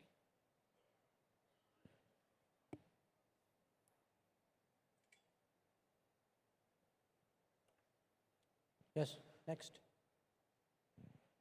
Hello, check. Namaskara. I'm Kalpana from Bangalore. While in the international spotlight as a diplomat, you cannot be silent for long when consequential nations publicly open its arm for friendship with a strategic intent. Now, how do you, 1, identify the breaking point, 2, administer conflict resolution to yourself on the spot first, and 3, discourse and deploy peace for Bharat? wait for a minute. Honorable no Minister. problem. Go on, okay. Namaskar, sir. It was wonderful to hear that a decade of digital revolution has resulted in informed and skilled people. Question, please. But the question is, while at Rotary, we are concentrating on environment and a focus on mental health, how is our nation deciding to have a strategic approach paper, an environment revolution for resulting mental peace in our future generation? Thank you. Is that 5? Yeah. One more. Last question. One last question. Sorry, guys. Honorable Sir, our country Bharat is progressing and marching to become the global power. Now, always the thought comes in my mind that how already developed countries can accept this, that a country, India, which was developing and in very short time to become a world power, will there be any hurdles that may get created to fulfill our dream to become Bharat as a superpower? Thank you. Friends, running short of time, the Honorable Minister has to take a flight back. But before that, before he answers, I have to request two friends whom I have made over the past 3 months or 4 months. Sandeep, Raghu, will you please rise, both of you? Please rise. These two young men have facilitated this with me. Maybe give them a big round of applause. Thank you so much. Okay. So they are two very embarrassed young men. But let me come to your questions. The Canada question. Look, I think everybody knows that India is a country where we are very responsible, very prudent on what we do. And the whole issue for us has been that we have always maintained that if any country, not just Canada, if any country has a concern and gives us some input or some basis for that concern, we are always open to look at it. This is what countries do. The point was, when Americans brought up some issues, and the two issues are not, necessarily the same. Let me also say that. When they brought up that issue, the Americans told us some specific things. So, if you look at what happens in international relations, from time to time, such challenges can arise. So, we very sincerely have told the Canadians, saying that, look, it's up to you. I mean, your choice whether you would like us to pursue it further, look into it or not. The second issue, what can digital do for health? Digital is already doing for health. If you look at the whole Ayushman Bharat, initiative, see, what government is trying to do today is to procure, to offer health services and to get medicines and medical devices and medical services on scale, and to in a sense, organize who is eligible to what degree is done, because it is digitally enabled to do that. But I can see in many, many ways today, digital will profoundly alter our existence. It has already done so, but it will grow more and more, particularly, as I said, once we enter the age of AI. On the third question, I interpreted that question really to say, how do you deal with the world? How do you get close to people and, engage them in different ways? A lot of what happens in diplomacy is, obviously, you have your goals. I mean, as I said, again, if I go back to that first remark, world is competitive, okay? At one level, everybody competes with everybody. But at another level, people have something in common where they are prepared to work together. The trick in my business is to see which is common and which is competitive, and then find ways of pursuing that in as balanced a way as possible. On environment, There's a sea change in this country when it comes to environment. Look, today, there's a big shift towards renewables. You can see in a variety of ways, we have all got far more environmentally conscious. It's built into policies, the whole idea of today, urbanization, mass transport, our concern about the quality of air, even something like millets. Millets is propagated because it takes less water, and shortage of water today is one of the key environmental problems. So I would put that very much at the center. And the last question, will there be hurdles? Yes, there will be hurdles. There will be hurdles from other competitors. There will be hurdles from ourselves, because our own habits, our own lack of ambition, our own imagination, each of these can be a hurdle. As I said, why, in a sense, I told you the story of the last 10 years. The last 10 years is how actually we have overcome hurdle after hurdle in different areas. And that kind of mindset must grow. That confidence we have seen. Ultimately, Bharat is also a state of mind. We will realize Bharat when we are confident. We will realize Bharat when we are sure about what we are. So when we are independent in our thinking, when we are self-reliant in what we do. So for me, that idea of competing and cooperating, they go side by side. They are two sides of the same coin. And I think whether it is, the way we test ourselves at home, or whether how we face the world, it really boils down at the end of the day to a society which is motivated, which is aspiring, which is ambitious, which is confident, and which really knows, which is proud of its past, and which is, in a way, very, very desirous for a better future. So once again, I think with that, if I can conclude. Let's have a round of applause, please, for that one. He specifically requested for the audience interaction, but please be seated. There is some more. There is some more, so please be seated. Thank you. It's not over yet. President Gordon, President nominee Mario, please join us on stage. Vice Chair Bharat, Ravi, please join us.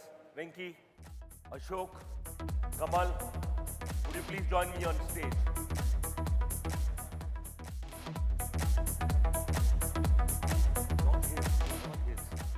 May I request Mr. Manikam to please join me on stage, please? Friends, we have the chairman of the Shakti Group, who's our gold partner and also contributor to the End Polio Corporate Golf Tournament, Mr. Manikam, who's here. May we please invite him on stage.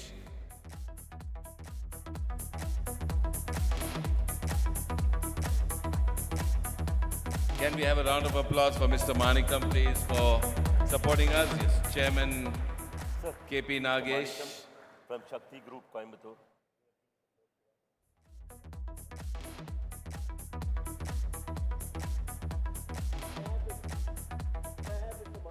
So Shakti Group, being a gold partner, has also contributed to the End Polio Tournament. So the golf team, when we recognize the remaining donors, we won't be repeating this, but it's a token of appreciation and thanks to Mr. Manikam. He's doing wonderful work as well. There is a stall outside of the Shakti Group and the cause that they're supporting and how they're helping people in the world.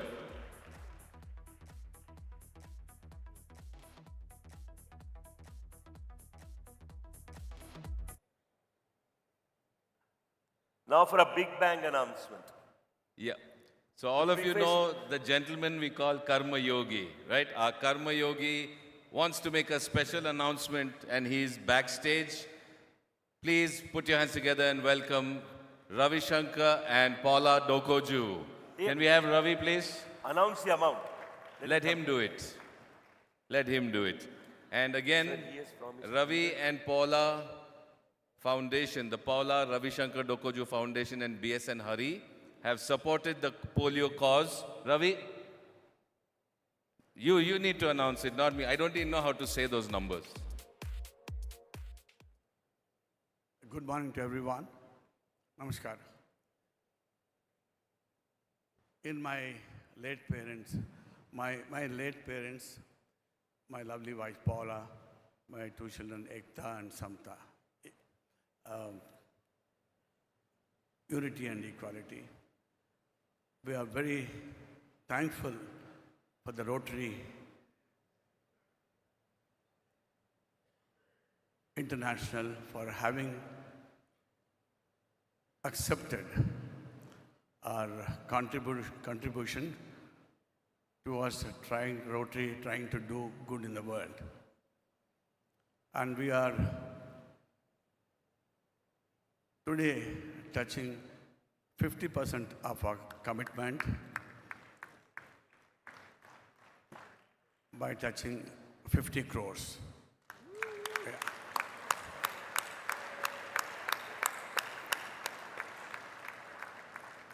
After the commitment we have made, our family has been extremely blessed by having a very happy life by adding 2 more members in our family as sons-in-law, Vivek Samuel and Rishabh. Both we believe in borderless world. Ours is a multi-religious family, the way Rotary believes. And we are giving 3 checks of 5 crores each, with the intention of giving 5 crores towards in Africa, Nigeria, towards medical expenses there, and other 5 crores to Bangladesh towards education. We believe education through peace, peace through education. The more you are educated, peace will naturally come. Thank you very much for giving me this opportunity. It's my immense pleasure to escort this large-hearted couple to receive a small token from our honorable. So ladies and gentlemen, another 15 crores, as you heard, to take his total contribution to 50 crores. So half his commitment will be completed with this contribution. 5 crores to Nigeria, 5 crores to Africa, 5 crores to Bangladesh. That's what he said, if that's what I can understand. Keep it up, Ravi and Paula.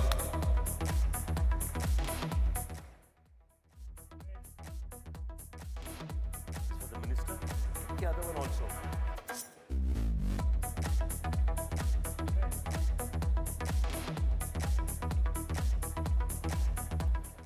Friends, it gives me immense pleasure to present on behalf of RISE Institute and on behalf of Rotarians of Zones 4, 5, 6, 7 to an outstanding citizen of our country, Bharat, and gentleman Minister for External Affairs, a citizen extraordinaire of India, presented to Dr. S. Jaishankar, Minister of External Affairs, Government of India, at RISE Rotary Zone Institute. Can we have Uma Nagesh come up, please? And Rupa come. Sir, can we join hands, please?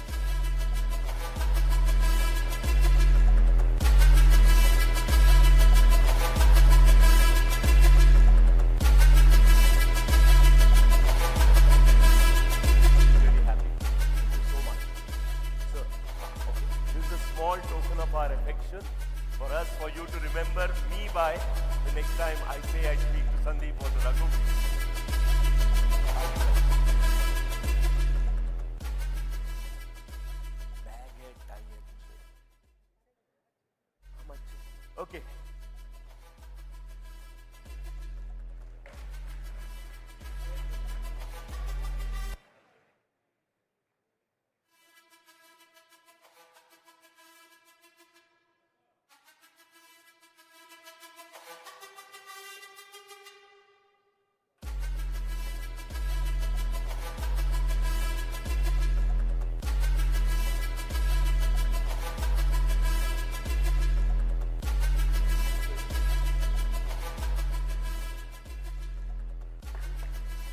Ladies and gentlemen, applause for our Honorable Minister of External Affairs, Dr. S. Jaishankar. Please remain seated as he exits.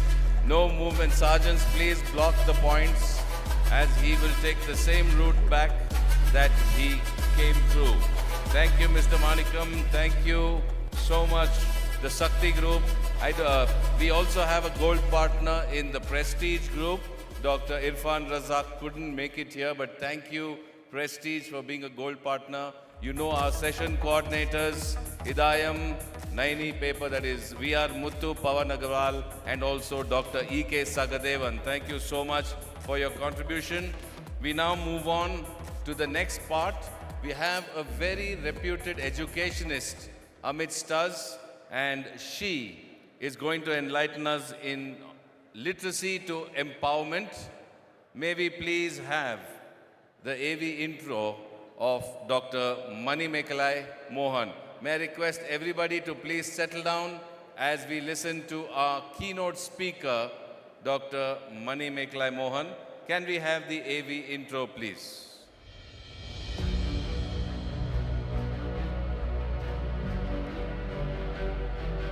Dr. Mani Mekalai Mohan is a luminary in the realm of education whose journey has been marked by remarkable achievements and unwavering commitment. Armed with a postgraduate degree in psychology and rehabilitation science and a doctorate in education from America West University, she stands as an exemplar of academic prowess.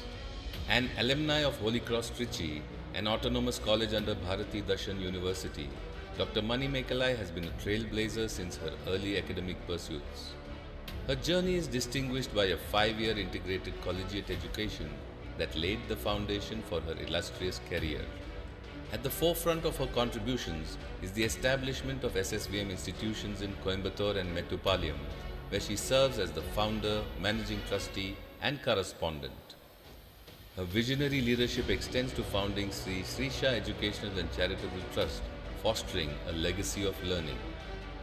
Since 1998, Dr. Mani Mekalai has held pivotal roles, serving as the Vice President of Coimbatore Sahodaya Schools Complex and the Vice President of the Association of Management of Private Schools for significant tenures. Currently, she stands as the President of the Association of Management of Private Schools since 2002, steering the educational landscape. Her accolades mirror the impact she has made. Recognitions such as the Brain Feed Edu Leader Award, Icons of Coimbatore 2019, and Asia's Best Leader Award affirm her outstanding success in education. Awards like the Vidya Ratna Award, Shiksha Bharati Puraskar, and the Best Women Entrepreneur Award 2018 further highlight her multifaceted impact. The Edu Icon Awards by Times of India, honoring her as the best entrepreneur and educationalist, underscore her trailblazing influence. As an Angel of Change 2015 by Times of India, Dr. Mani Mekalai Mohan's journey is not just a testament to her brilliance, but a saga of transforming lives through education. Today, we celebrate her extensive experience, leadership roles, and countless accolades that speak volumes about her dedication and lasting impact in the education sector. Ladies and gentlemen, please welcome Dr. Mani Mekalai Mohan. Well, we invite our keynote speaker. May I request the sergeants to make everybody settle down, please. All the sergeants, all the delegates, please occupy your seats. Team sergeants, we will invite our speaker to the podium the moment everybody is settled. Pramod ji, Gaurish ji, JP ji, please make everybody settle down. Our keynote speaker is ready to address the gathering. Requesting all the delegates to occupy their seats as we have the next speaker coming up to the podium.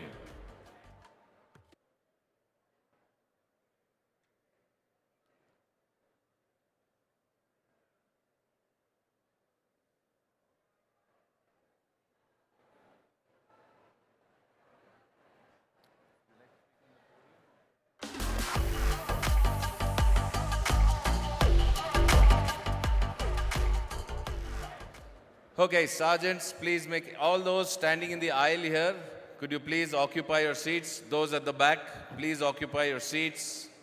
And please welcome on stage with a round of applause, Dr. Manimekalai Mohan. Come on, let's hear it for Dr. Manimekalai, please.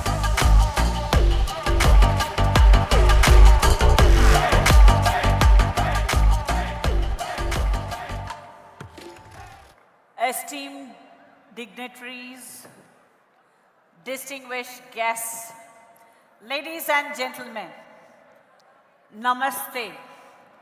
Because namaste is our Indian way of wishing and greeting. Okay, so today, each one of you, I know that all of you might be hungry.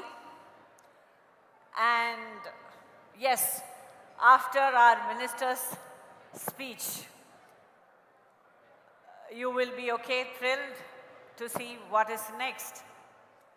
Of course, thanks for the audience who are patiently sitting and waiting to listen what am I going to speak. Okay, what is that literacy to empowerment? See, we all talk about literacy, yeah? When we educate a child, we are empowering the thought process, thinkers, and empowering the problem solvers. So when we are empowering our children, that's where the real liberation is. Most of us, we might think, because India is a country where we often try to go with the gender bias. So when you take women, education often termed as milestone of women empowerment. Okay, what is this women empowerment? When we empower the women with education, there's a potential to reshape societal norms, challenge the traditional roles. Of course, in India, we have a lot of challenges for the women and positive changes in the lives of women. This automatically brings a lot of positive changes. Empowerment of women is not just a phrase. Enabling individuals to make informed decisions. So what is that informed decisions? I know that we are all very strong in our thoughts. When a problem comes, a woman analyzes in all areas. That's how our female gods of our India is portrayed. Durga Devi with 10 hands. That is, we are multi-tasked. We take actions in a right way, control the destinies, and at the same time, when a woman is empowered, the entire family gains knowledge, power, and experience to confront challenges and transform not only their lives, the entire generation. According to UNESCO, they say that literacy is human right, tool of personal empowerment, means of social and human development. Literacy, when we have to talk, is a continuum of learning and proficiency. So it's not only of reading, writing, and using numbers in our daily life. It's beyond that. So today's world, we are in this world of digital media. So digital skills are very important. Media literacy is also very important. Education for sustainable development. So when we are educating, we forget about our sustainability.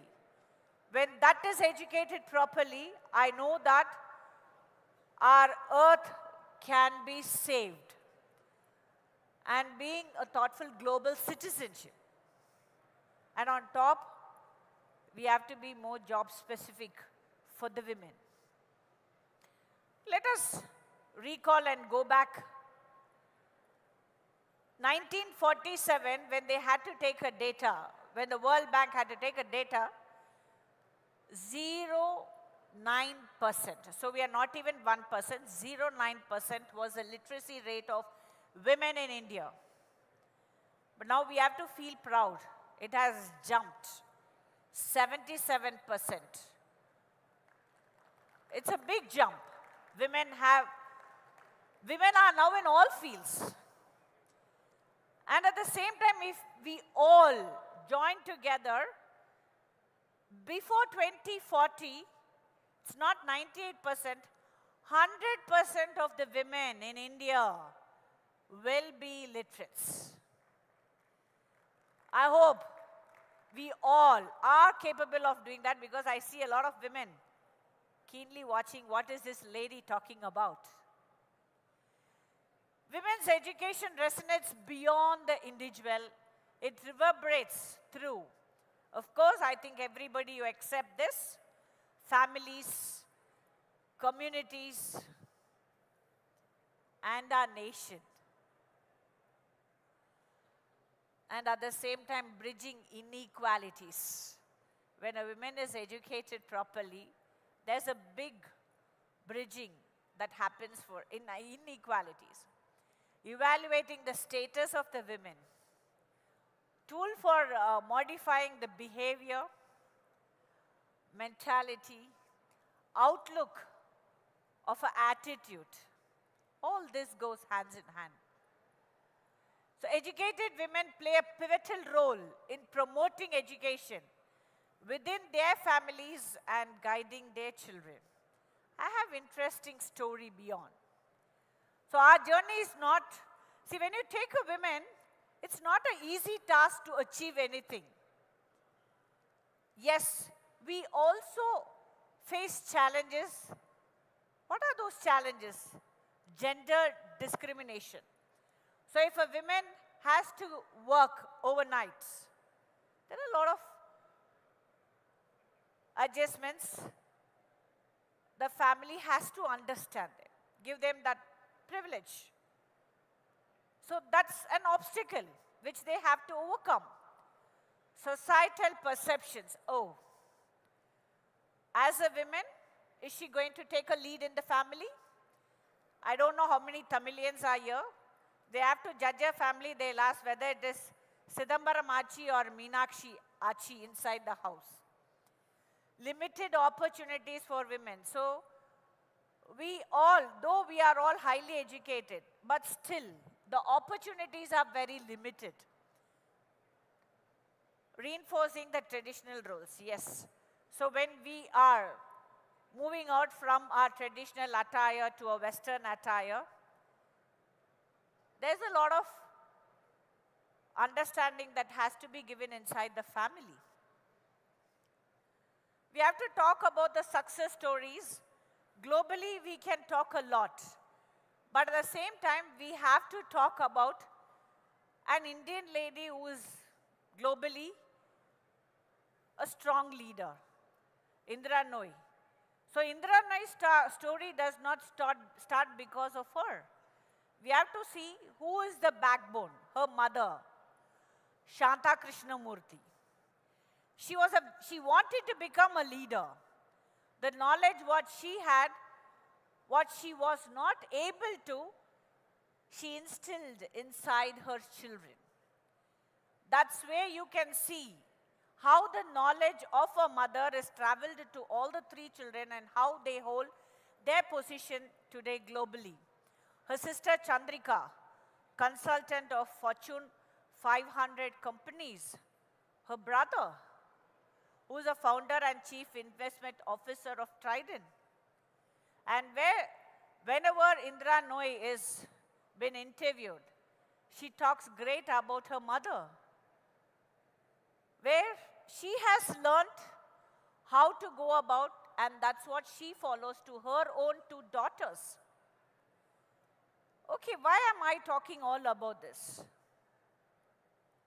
We'll have to talk here also. Before I talk about my own story, we'll have to also see So we are not seeing only about Indra Nooyi or talking about Indra Nooyi.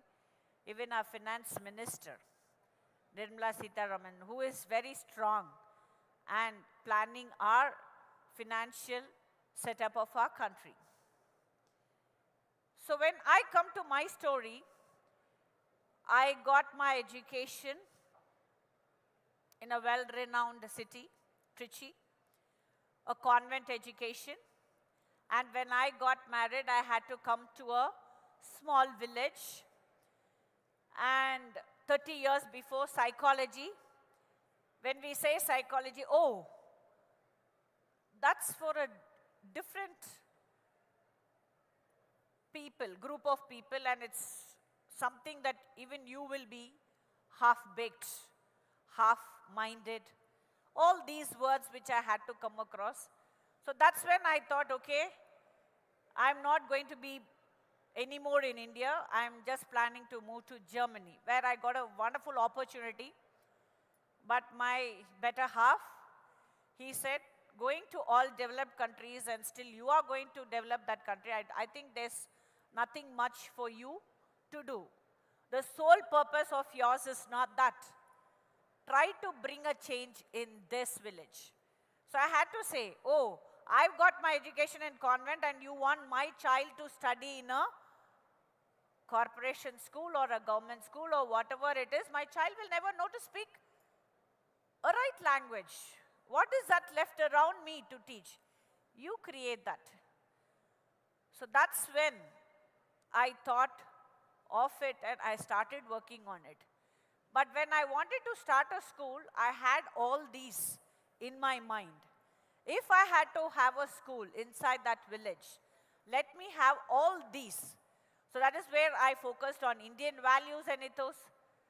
A child who's studying inside SSVM should be holistically developed, economically affordable. It should be, because it should not be only for one criteria group. It should be an economically affordable pricing which I can take care of the best infrastructure as well as give them the right knowledge, health and hygiene, national and international exchange programs, where the children will learn the culture and they will know how important their country is to them, and various international collaborations. So there we started the journey from 1998 and until 2024 are these various institutions. So we do have, I started as a CBSE school. Parallelly, I started a school for differently abled, Atma Seva, where we have around 100 students, where we give them free education, where we have children from various disabilities. Then came a matriculation for the underprivileged, and NIOS exclusively for the learning disability, dyslexia children. So when we had to go for an international collaboration and national and international exchange program, that's when Cambridge, IBDP and IBCP entered. And today, there are so many foreign universities, name it from the Ivy League universities to the Michigan province. There are so many universities coming forward for various leadership programs, and our children go to those universities to understand what is the real need if I have to study there, and what is my learning and what is my output for my country. And at the same time, we have SSVM Sports Academy. Okay, what is that we do into it? We focus these things for the children in our school. We focus on communication, decision making, to think independent, teamwork, leadership, creativity, problem solving, and how to equip themselves for the 21st century skill. How do we do all this? We have a forum called Transforming India Conclave, where children get the exposure same like this. TEDx, where children, they speak. Then we have tie-ups with Ivy League universities, where they come for the leadership programs. And AFS and IAYP, where it's for the community services. And the various uniform services, which is quite challenging. coming to the end, today's empowerment for the Gen Alpha is, these are the core things that we have to keep in mind. It's very important to educate the children with the necessary needs that what we have to give for them. So one is, we'll have to create right leaders. Excuse me.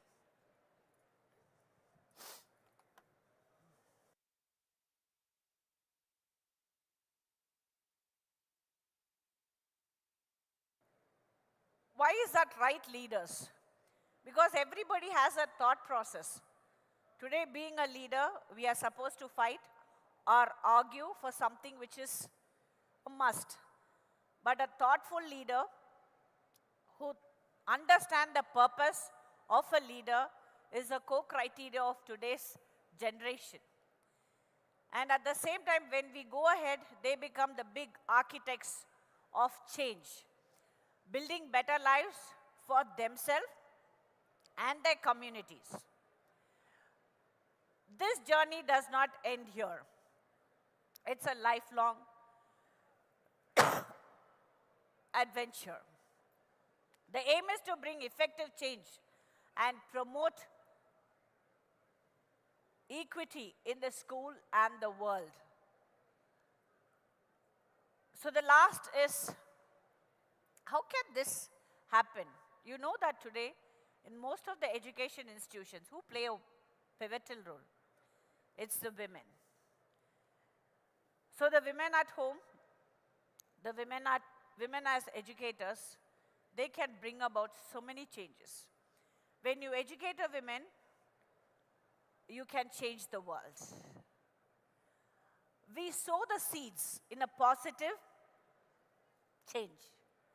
And that seed that comes out creates a big impact, which is that really needed for the society today.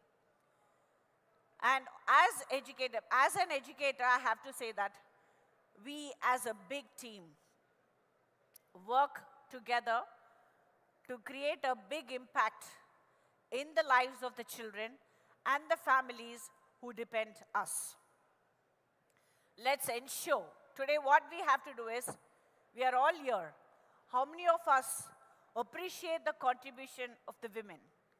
So let's all join our hands and appreciate the women contribution and celebrate, cherish, and give them the platform they rightfully deserve. So you might think, oh, as a woman I'm here, but still the underprivileged, who is somewhere, we'll have to identify and we have to appreciate them.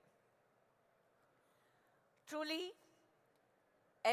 truly empower women, education is a powerful tool. Not just acquiring knowledge, but also challenging norms, fostering a positive change in the lives of women. So I hope everybody, you understand this, and let's work together to empower the women. Thank you very much.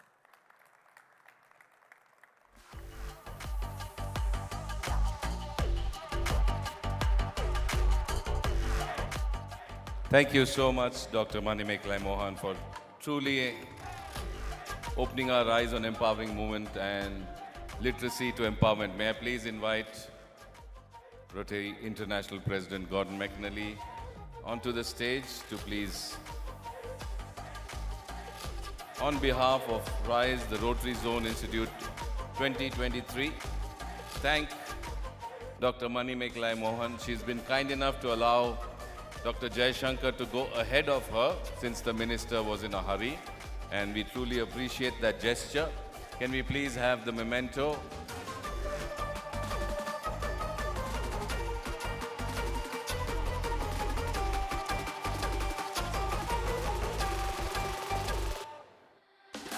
Just to read the citation, the Rotary Institute 2023, we confer upon Dr. Manimekalai Mohan a Vocational Excellence Award for her commitment in developing compassion and empathy to serve humanity, for instilling love for learning with focus on experiential knowledge, for consistently delivering outstanding results We applaud you, ma'am, on 17th December 2023, Bengaluru, Transcending Barriers, signed by Chair, Convener and Secretary.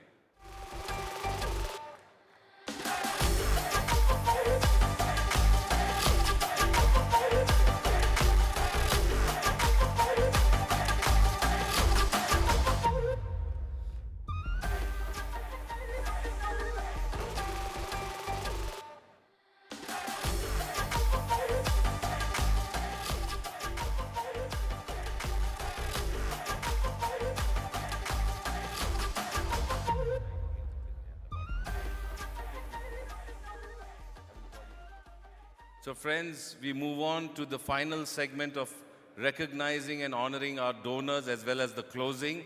May I request, as a prelude to the session, Dr. Rupa Haryani to introduce the entertainment dance. For the finale dance performance for today, may we please call upon stage Shri Nandi. Her dance is a prayer for peace in a world which is torn by war and bloodshed. Shri Nandi, may we have you here, please?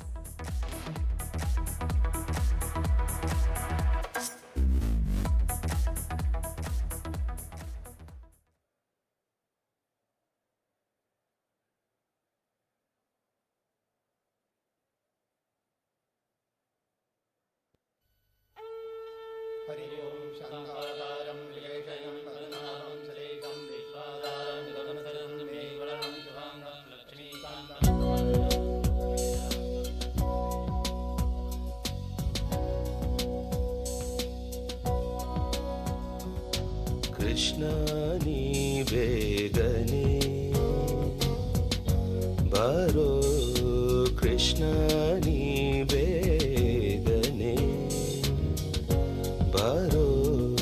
Darkness coming round and everybody fighting with their brother. Everybody wants control, don't hesitate to kill one another.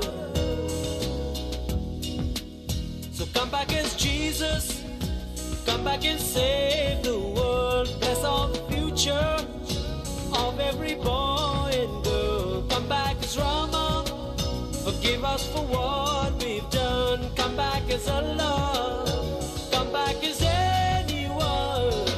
Krishna ni begane baro Krishna ni begane baro. Religion is the reason the world is breaking up into pieces. Color of the people keeps us locked in hate. Please release us. So come down and help us save all the little ones. They need a teacher, and you are the only one we can rely on to build a better world. A world that's for children, a world that's for everyone. Krishna ni begane baro Krishna ni begane baro. Time is the healer, and time moves on. Time don't wait for anyone. They tell me you'll be back, but that will take some time. I'm waiting. I'm waiting.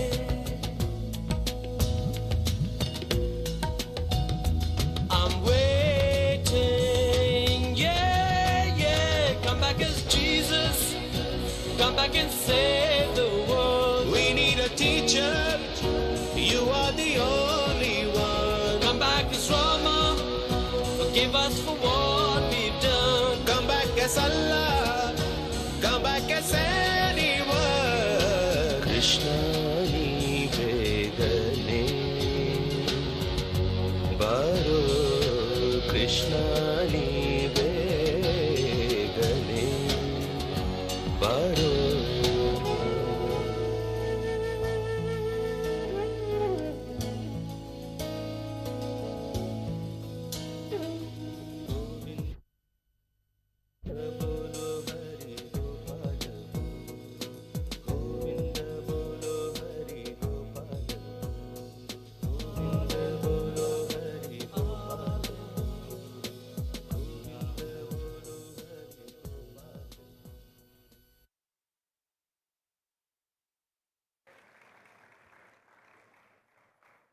Can we have the director's mic on, please? Sri, thank you so much. This lady is a multifaceted person. Apart from being an accomplished dancer, she also is the editor for the newsletter which I create every 2 months. And she does a fantastic job. Let's give Sri a big round of applause. Thank you, Sri Nandi, for coming in yesterday for the Dance on Peace and the dance today. And she also was very, very, generous in waiting her turn. Though she had to dance earlier because of the minister's rescheduling, she also waited her turn. So thank you. Well, we move on now to recognizing the contributions and the donations of people who made the 3 events that we had alongside the Institute a grand success. So firstly, we will be recognizing a gentleman. Lunch is only after the sessions get over. Yeah. So the session is getting over in maybe 20 minutes, so your lunch will be served immediately after the session. There's a huge spread. I just saw it and came. It is mouth-watering, and I'm sure the longer the wait, the more we will eat. So just give us a few minutes and we will complete the session. First, we would like to recognize a gentleman who's been traveling across continents, across countries, across waters. We go by air, we go by ship, we go on cruises. This man drives this vehicle all around the world, and he drives starting with one convention, ending at another convention and moving on. And this is for one cause close to his heart. And this cause is not only close to his heart, it's close to his kidney, because he himself is a living organ donor, contributing his kidney to his brother in the time of need. And today we thought it's apt that we recognize this gentleman for the wonderful work that he has done and for the promotion that he's doing for the cause of organ donation. All of you here, please put your hands together for a Rotarian par excellence, if I may call him, a good friend and a Namma Bengaluru pride. Please put your hands together to welcome Rotarian Anil Srivatsa. Can we have Anil's slide, please? And may I ask Convener Director Raju to please come out. Yeah, Deepali, you can also come up, please. She's been part of his journey. If you step outside Manikya, you'll see the vehicle with the Rotary branding, with the organ donation awareness. He is actually driving that vehicle across countries. There are months when they're on the road. They've spoken in more than 200 cities. I think the statistics are there. 310,000 kilometers by car, 5 continents, 1,000 days, 270,000 people, talked at more than 600 plus Rotary clubs. Chairman KP Nagesh, may we have RI President Gordon? Because of the dance, I asked you to step down, otherwise you need to remain here now, sir, because it is time for recognitions. Can we have Convener Director Raju also please to come out? Can you take center stage, Anil? Because that's the stats for you on the screen, what this gentleman has been doing. And it's not the end, he says. He wants to continue doing this till he dies, but he wants to make sure that no one dies waiting for an organ. Can you please shift to the center, sir? Center. We want you to take center stage, my friend. He's very passionate, and he also has a book that he would like Rotary International President to release. And can I have a mic for Anil, please? Just tell us about the book, Anil. The gentleman behind, can I have a mic?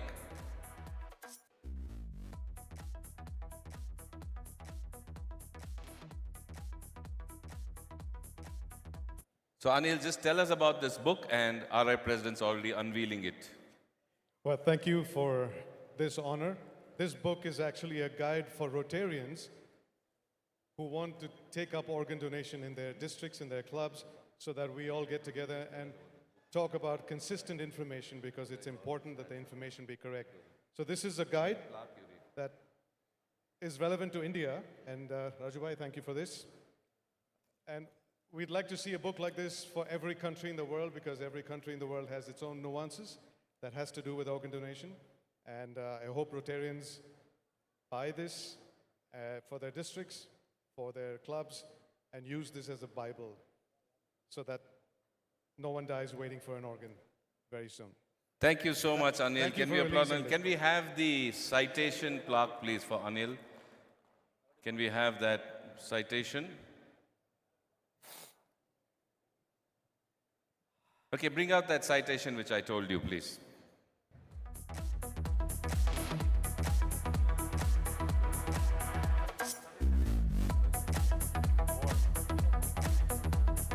Bring it here. In the meantime, I'll release it.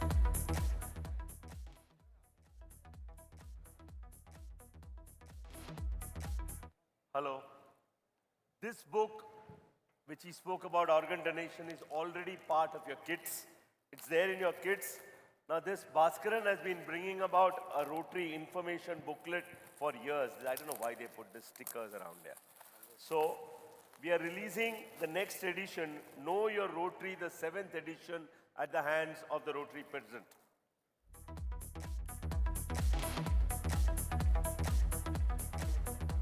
It's an all-compassing, very informating book for Rotarians to take things forward. Put it back. May I request President Gordon to please present a plaque of appreciation to Anil for the great work that he's doing and continues to do.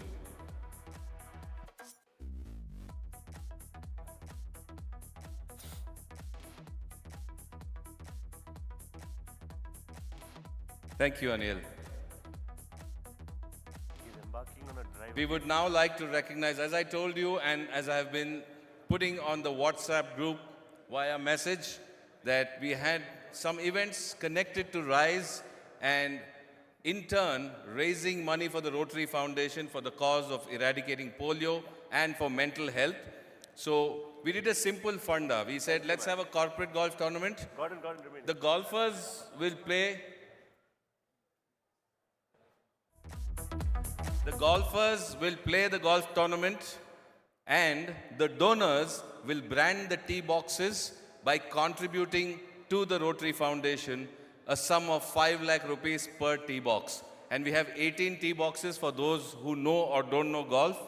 And we raised $100,000 for the eradication of polio through the golf tournament. So this tournament was successful only because of the committee. The chair, the evergreen Parag Seth, may I ask PDG Parag Seth to please come up? Okay, Sergeants, may I request you to kindly keep people who are congregating outside and lunch will not be served till the meeting is over to move back into the room, please, if you can. Okay, can I have then our host committee, Bothiredi Prabhakar and Dr. Pradeep Rao to please come up on stage. Well, Parag Seth is the chair of the South Asia Fellowship of Golfing Rotarians, and under the auspice of SAFGR, the RISE committee had this tournament. 72 golfers played the tournament and 10 donors contributed to, some of them gave double, so we didn't need 18 donors. We got 10 donors who helped us raise $100,000. I would like to invite them one at a time. 2 of them we already recognized. One was the Sakti group, the other our Prestige group, who also gave us the golf course at a subsidized rate because the Golf Shire belongs to the Prestige group. So now I would like to first start off, since he's already on stage, the first man to contribute 5 lakhs to the polio fund. We thought of the tournament and he said, my contribution is first. That is our own Bothiredi Prabhakar, the chair of this tournament. JAPCON is his company. Can I have the memento of JAPCON come up, please? The JAPCON End Polio Corporate Golf Tournament memento. Please bring it up. JAPCON Architects, straight away. Without a doubt, JAPCON, without the blink of an eye.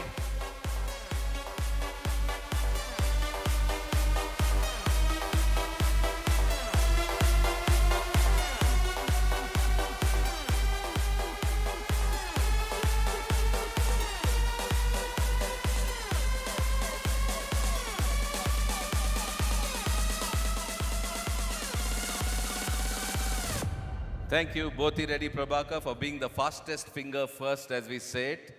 Over there, he said, click, click, click, online to the polio fund. He gave 5 lakh rupees. That's 500,000 rupees. Thank you. Our next donor, he's also here in the audience. He said, I don't want branding for my company. You already saw him yesterday for the great directory and book that he's brought out. But along with that, he also contributed to the polio fund. Please welcome past District Governor past District Governor Anant HR and Girija Anant. They are already members of the Arch Clump Society, but they still contributed. But they have contributed to the End Polio Fund as well. Thank you, Anant and Girija, for your valuable contribution.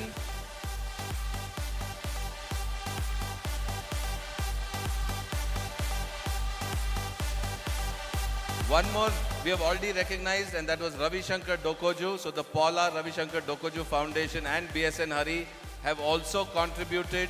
We have already recognized them. So Prestige, Sakti, Paula, Japcon, Anant.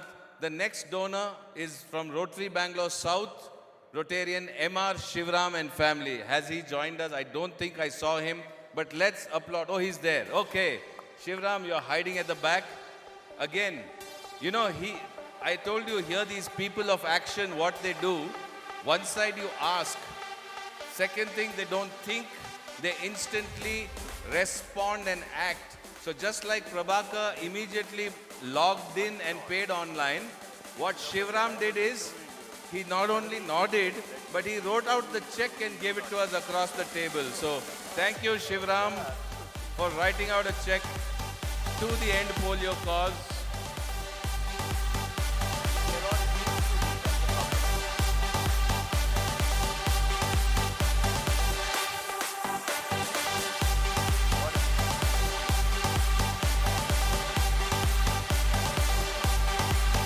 That's Shivram of South. The next contribution is part of our session partners who contributed to this cause. I'm trying to look around to see if they're there because we want to do a two-in-one thank you. One is thank you for the cause. The other is thank you for being a session partner. Do we have VR Muthu of Idayam? IPDG VR Muthu? Yes, can we have a round of applause, please? Idayam, being our session partner, has contributed to the End Polio cause. Please come up, sir. Please come up. VR Muthu, may I request you to come up? Pawan Agarwal, are you still there? Pawan Agarwal, are you still there? Of Naini Group. So he's not there, but as you know, he's our session partner and he's also contributed to the End Polio cause. So let's have a round of applause for Pawan Agarwal and the Naini Group in absentia. I think they had a flight to catch. Come, Muthu, please. That is a thank you to Idayam. And the next donor, I don't see the young man there, but his father is already on stage. We have a contribution from Tejas Nagesh and his company Develop. I don't think Tejas is here, so I would request Nagesh to collect. Okay, Uma, the proud mother of that wonderful son. Uma, please collect on behalf of Tejas.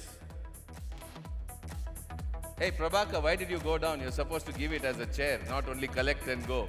I was wondering, only Doc Rao is there. Okay, thank you, Tejas, and thank you, Develop, for your contribution. We also got, a club who had 4 or 5 golfers participating in the tournament, and they said, we will play and our club will donate. So we have the Junctionites, Rotary Bangalore Junction, who as a club have jointly agreed to contribute to this cause. May I invite the Junctionites to come up and collect the recognition. We have IPDG Jitendra Aneja, Milind Deshpande. So the last 2 days, the fellowship that you were enjoying, most of these Junctionites were part of that fellowship. So fellowship and service, that's what Junction believes in. So Jitendra Aneja will collect it on behalf of Rotary Bangalore Junction. So these are our donors, ladies and gentlemen, who have contributed to the cause of eradicating polio through the golf tournament. Have I left out anybody backstage team? I don't think so. Pradeep Rao also nods and says, Sab kuch cover ho gaya. So ladies and gentlemen, a golf tournament resulting in raising money for the eradication of polio. This morning, one second, don't go in. This morning, like I said, last night in the midnight marathon, I don't think any of them would have woken up yet. IT corridor must have. Oh, Anil Gupta is there. Please come up. Anil Gupta, please come up. The Midnight Marathon brought to you by Rotary Bengaluru IT corridor. They ran for mental health. So we would like to thank them, and I have that here. They are raising 100, okay, Jada? hai? Okay, so look at the jadoo. You'll be very happy to hear Vice Chair Dr. Bharat and Trustee Larry. They just upped their contribution from $100,000 to mental health. They increased it to $300,000 to mental health. So that's the contribution, not 100,000. And that's President Gordon, that's the flag off that you did at midnight. We took him by metro, and that's the contribution that we did. The public image of Rotary, that's something we heard about brand Rotary, the public image of Rotary, how to highlight Rotary to the cause. We had this wonderful association between Rotary and the Vintage Car Association. Thanks to past District Governor Nagendra Prasad, we have the members of the Vintage Car Association here with us. Please do come up. This morning at Vidhan Soda, you saw the visuals. We got the video, we got the photos. We would like President Gordon to thank them for going around Bengaluru city. NP, you also come up. Nagendra, yeah. If you'll help me, Nagendra Prasad. Okay. So please thank them for driving around Bengaluru on a Sunday morning, right from 8:30 till maybe 1.5, 2 hours ago, spreading the public image of Rotary, and then now they have come back here. And I believe the vintage cars are parked outside. So if on your way out, you want to just have a look at these cars, please have a look. Only request, watch from a distance. Only seeing, no touching, please. Because they're very delicate, they're very gentle, so just be careful. Have a look at the car, maybe take a photograph, and I think that will be parked there for some time. Well, I think those are the recognitions that we have, session team. And now we move on to the concluding session with the remarks from our Vice Chair, Trustee Rep, Dr. Bharat Pandya, but convener will say something first. No. We start off with our President, Gordon McAnally, for the closing remarks. Hand mic, please. Hand mic.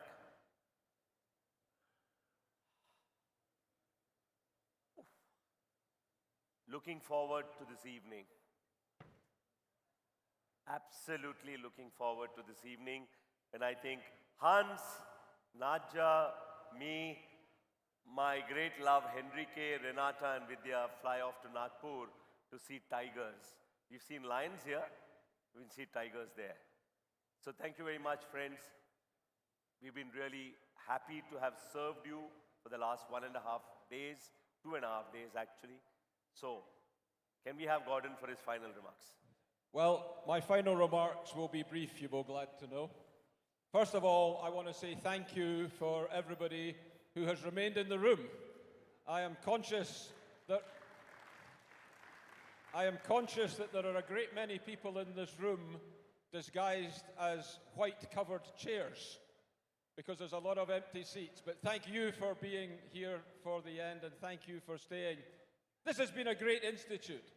By any standards, this has been a great institute. I think Rotary has risen here in Bengaluru. We have transcended barriers. We've learned so much. We've learned so much about ourselves. We've learned so much about other people. And we have learned so much about how we can continue to make a difference in this great world of ours. I joined Rotary 40 years ago on the 9th of February. I'm looking forward to receiving a letter from myself congratulating me on that when we reach that date. But I joined Rotary because I had a dream. I had a dream that I could make the world a better place by being part of an organization like this. Rotary was born in dreams. Paul Harris had a dream, or none of us would be here. The people in the Philippines had a dream, or we would not be this close to ending polio. The people in Zambia had a dream, or we would not be making great inroads into malaria.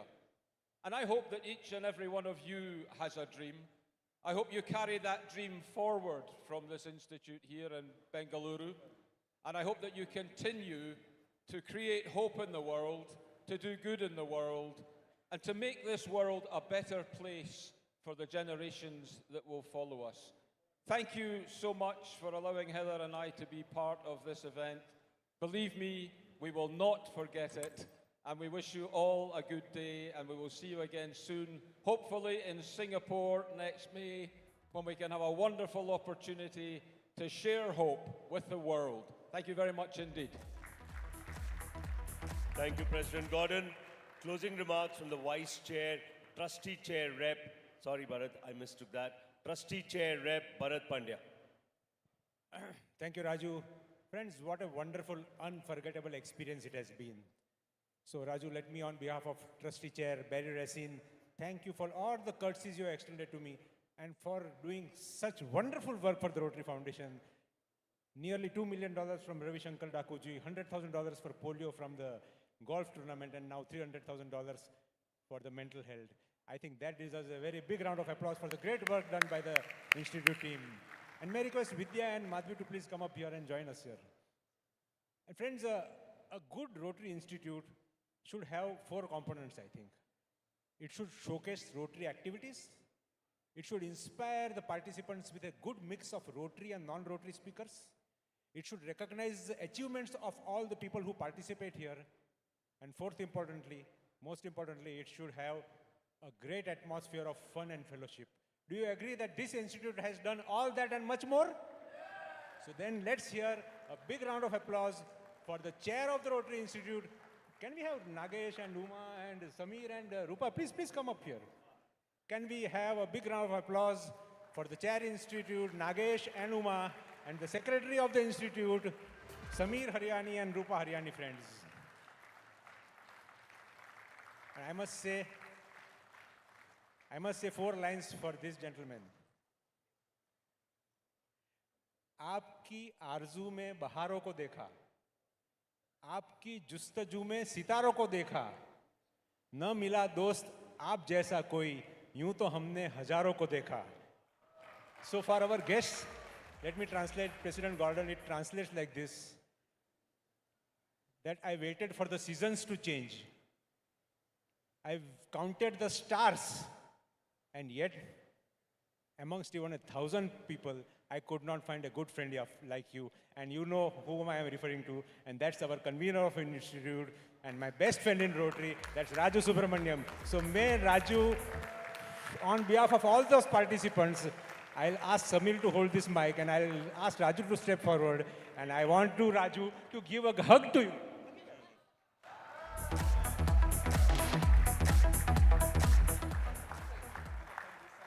Thank God Rashida has left.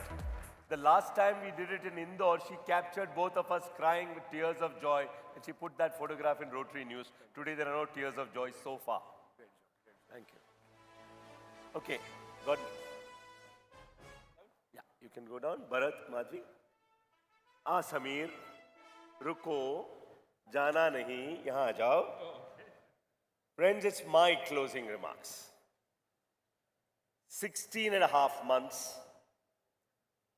upwards of 30 plus visits to this city, each visit between 3 to 5 days of intricate planning, dotting the I's, crossing the T's, trying to create a new watermark for Rotary Institute, wanting to be different, wanting to be change makers, wanting to create a new benchmark so the next institute can surpass that and get it better. We wanted to give a training which is world class, and we followed the entire training pattern of the International Assembly, give value to the training sessions, train the trainers so that they give value to the governor-elects and the governor nominees. And from what I've heard from them, they have said this is by far the best training that they have received from the time they were governor nominees. Yeah, give the trainers a big round of applause. Aryan and team, I want you here in the next few minutes. Friends, A lot of people have walked an extra mile to give you this institute. I may have thought about it, I may have dreamt about it with Nagesh and Samir, but those dreams were converted into reality by people whose face you never saw on the stage or you never see at all those volunteers who helped us to make this Rotary Institute what it was. Okay. Is this working now? Yeah, it is. So, to all the volunteers, wherever you are, a big, big namaste to all of you. May God be with you always, and may always keep that smile plastered on your face, which you have shown me at every time. A meeting of 120 participants the first time I came to Bangalore. I could feel the enthusiasm. I could feel the energy. And that day I knew that this institute will be a roaring success. Thanks to the Bangalorites who are part of it. You'll wait, my friend. I'll come to you because I have a lot to say about you. The sergeants at arms. How can I ever forget them for what they did? Phenomenal work. I know they were slightly harsh today, but that's because I told them to be slightly strict because we had instructions about security. Wherever the sergeants are, can I request you to stand? Guys, fabulous job. Thank you so much. And again, I bow to you for a selfless, thankless job that you did here, as well as in the TRF dinner, seminar, and at GETS and in GNTS. Everything happens sometimes at the backstage. Nobody knows what happens on that backstage. We know what happens on that backstage.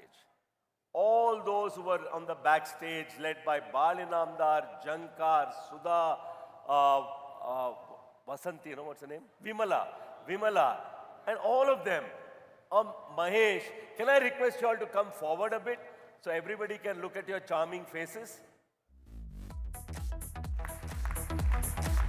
This team went about it such a smooth fashion, nobody realized that there was a small click here or a small click there, covered it up beautifully for us. Thank you so much again for that selfless devotion.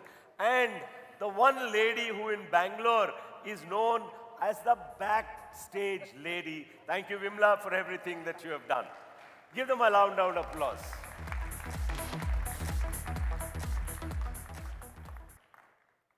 Right here in front of me.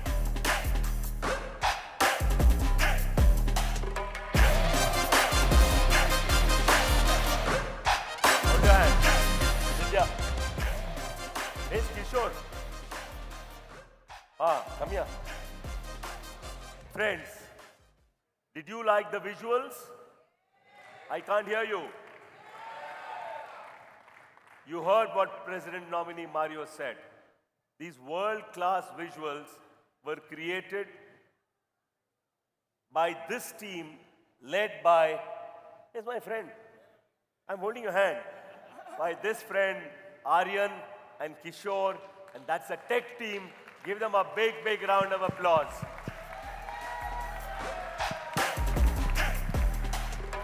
I know how much I've troubled you. I know how much I made you correct things.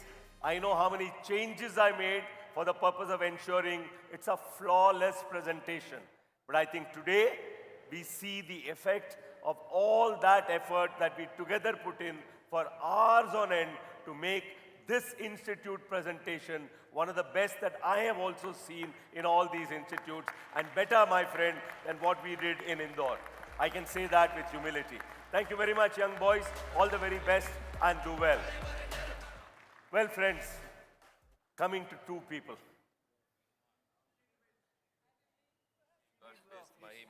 Oh, you remained, okay. Another person who remained back was on the backstage and did a good job. Thank you very much, girl.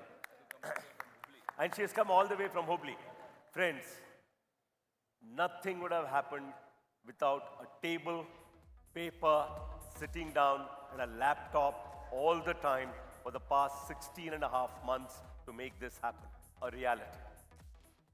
And if two guys have walked with me on that path, cried with me on that path, been hard taskmasters, sometimes harder than what I was with both of them, I think, my friends, I need to hold the hands of these 6 people together who truly have made that difference when I chose Bangalore.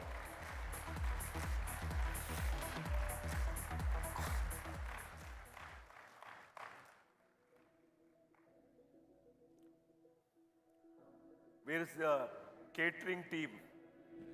Chetan, Kamani, Harini, where are you all? Guys, did you like the food? Well, thank Chetan for curating such fantastic food and Harini for giving us that outstanding lunch yesterday and a phenomenal spread today.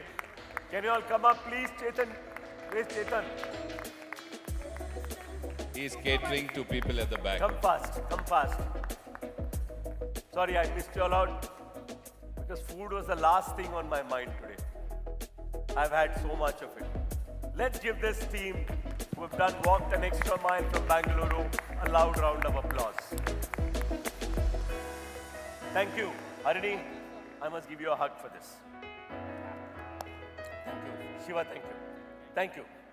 Well, friends, continuing from where I was, this gave me a good break that I should not break down. Keshav Gowda, where are you? He's there. Okay. Where is he? Not here. All right. The hospitality team, each one of these teams that took place, the program team, the teams that took care of the reception here and in both the airport and all the 8 hotels, Keshav, Arun, all of them, my friends, a big, big thank you to you. And I bow my head to say, I salute you for the time spent and what you did. Where's Arun? Arun, presidents from the airport. Don't be so shy, yaar, come on. And one man who was coordinating all this, Ganesh Vishwanathan. I don't think it would have been possible without him for sure, but yeah, come on. These are the Sunriser presidents as we call them. They are the faces you saw when you landed and then went to your hotels. Thank you so much. I won't ask you the question. Hi. Well, friends, they were received with a smile, given a small box of savories, and treated with great dignity and respect at both the terminals. Arun and team, thank you so much for the courtesies shown to our delegates who deserved those. Arey, the curated man, please. I need to do Shashtang Namaskar to you. Come. Every meal, catering chair, every meal specially curated, specially looked after. The chefs have gone mad in the hotels dealing with him. I went mad looking at the menus he was giving me and the assortment of wines, the booze which I am coming to for the fellowship committee, all that, and the rice wine, his brainchild, by which we have. Okay, thank you very much, Chetan and company. Thank you. Not at all.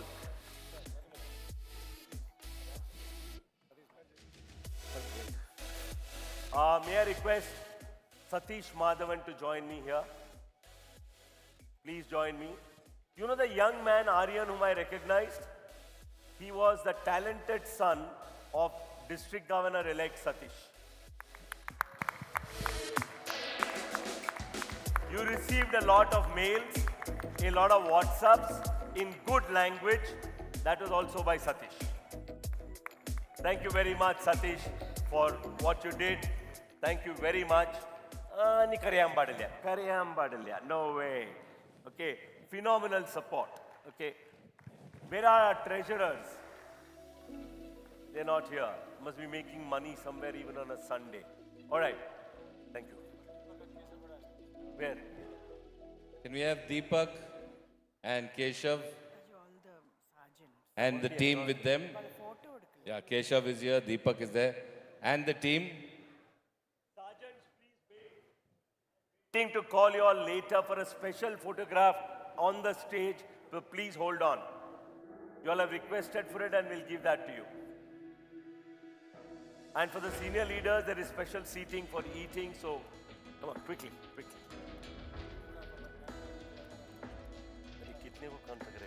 We'll just recognize him. Is Nikita here? No. Okay. Nikita, come, Nikita. Nikita, thank you so much for the bangles and everything else that you did, my dear girl. Can you run around and come quickly here? Small things which were attended to, which made the difference. Thank you, beta. Thank you so much, beta. Quickly.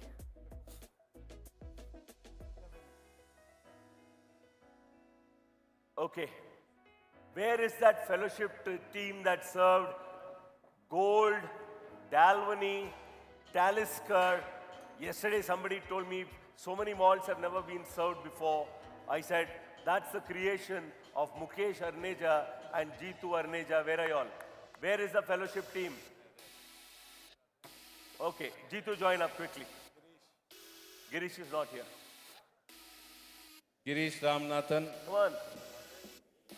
Rajaram is coming in the next venue stalls. Okay.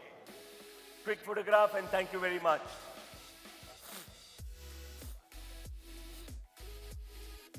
Thank you, Jeetu. I didn't enjoy most of it. Gordon and I enjoyed only our medicine that cleared our throat. Recognizing. Yeah. Okay, done. Thank you. Friends, the special aids, please stand where you are. Please stand up where you are. Thank you for a phenomenal job done. Thank you very much, all of you, for taking care of our senior guests. And I think I'm obliged to you for having accepted it and taking care of them. And friends, it's good news. Dr. Parmar is now much better and the hospital and should be discharged in a couple of days. May I request people to take their seats, please? May I request people to take their seats, please? Meera, please, the program is still on. John, you can do it later. Please, the program is still on, yeah? Have some courtesy for us. Please wait. Please, don't be in such a hurry. Yeah, don't disturb us here in this fashion. Please don't. So friends, lastly, the stalls team, venue management, Fazal and others, outstanding job done in the stage, the decor and everything else. Thank you so much for Fazal, bhago yaar. Bhabhi nahi bhag sakti hai. Fazal, Venki, SN Gowda. Come on, quickly. Come on. Rajaram Krishnamurthy. Where are you? Still handling the venue. Chalo. Okay, there he is. Come on, Rajaram, quickly. Rajaram, thank you very much for coordinating the minister's visit at the gate, etc. Thank you so much, my friend. So let's give them a big round of applause for the good work that they have done and the decor that they have created here. Thank you very much. Anybody from the entertainment team? Manoj, Ashish, Abhay is not here. Nobody. Okay. Okay. Friends, now coming to the team that really made the difference. And I'm so happy Samir reminded me of all this. This team of three, the three musketeers, truly have toiled and did not shed weight thanks to Uma and her food, but have toiled to make this institute happen. And today, when I reflect upon it, I realize that all of us have achieved our dreams. We have tried to give you a fairly good, decent institute of the 4 combinations that we can have. And I must thank Nagesh, the one man who doesn't hesitate in asking for cooperation and funding, always on the move, organizing the entertainment from Karnataka outside, and a lot of small things that he handled well. But there's one special recognition. First, before that, ek jadoo ki jhappi. What? Convener, 1 second. We have to have Mahadev Prasad, Nirmal Raghavan and Ganesh for the transport and logistics. Yeah, Bera de. Ganesh. Mahadev Prasad, NS, where are you? DG, yeah, there he is. Thank you very much for doing what you all did. Thank Nirmal you very Raghavan, Ganesh Vishwanathan, thank you for... Ganesh, troublesome job, virtually single-handed, fabulously done, my friend. And then, my friends, what do I say for this absolutely outstanding couple? All I can say is thank you.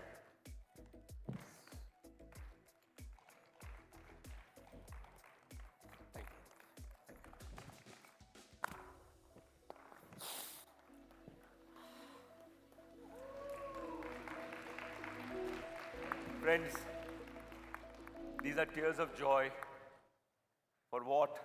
The effort. I'm going to miss that 7 o'clock call in the morning, that 3:30 call in the afternoon, the 6:30 call in the evening, the 9 o'clock Zoom call that happens virtually every day, Gordon, for the last 16 months. So, to this team, and then the best part is each one of you. You helped us to make this happen. And therefore, from each one of us here, to the senior leaders who are here, and to each one of you, a big namaste and maybe bow for all that you have done for us. Thank you so much for what you will have done. Thank you so much, Bengaluru. I think we are really, really thankful to you for what you have given after 33 years, an institute in this city, which you will remember me by. And don't worry, I'm not going to go. I'll come back. May not be 35 times in a year, but definitely coming back at least twice or thrice a year. May I request the host DGs? Do we have Srinivas Murthy and Uday Bhaskar here? The yes, sir. Host DGs, please. They are our hosts. Srini is here, Vijaya is here. Uday, are you there? Hey, no, don't make her climb. Don't make her climb, please. She's not well. Uday and Radhika? We will. Whoops.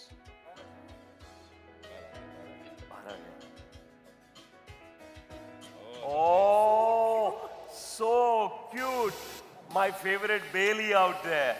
Thank you. Thank you so much, Dada. Thank you. Thank you. Thank you. Thank you. It's not a small gift, it's a big gift. Thank you. Thank you. Well, friends. Yeah. Can I have the sergeants on top, please? I want the aides to wait. I want a photograph with the aides. And may I request somebody to please escort the senior leaders for lunch to that special room. Deepak? Okay, Deepak. No, Deepak has to be in the photo. No, somebody else. Chetan, can you Chetan. please take the senior leaders for the specially seated lunch that is there? Yeah. Ask them. Join. We will take on the okay. steps. Arey, but quickly take can this we get photograph. Yeah, okay. Nikhil, Vinod, ek minute. Nikhil and Chetan, and if Harini is there, please escort the senior leaders for the special lunch. And if somebody can call Uday Bhaskar, the host DG, we have Srini already here, we have Vijaya, we have Radhika. Can somebody please call Uday Kumar Bhaskar?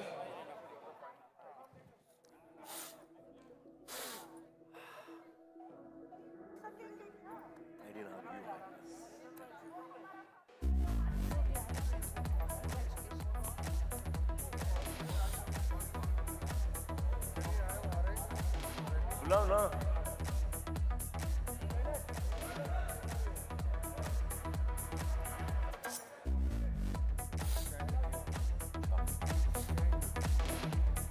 Chetan, please escort the senior leaders.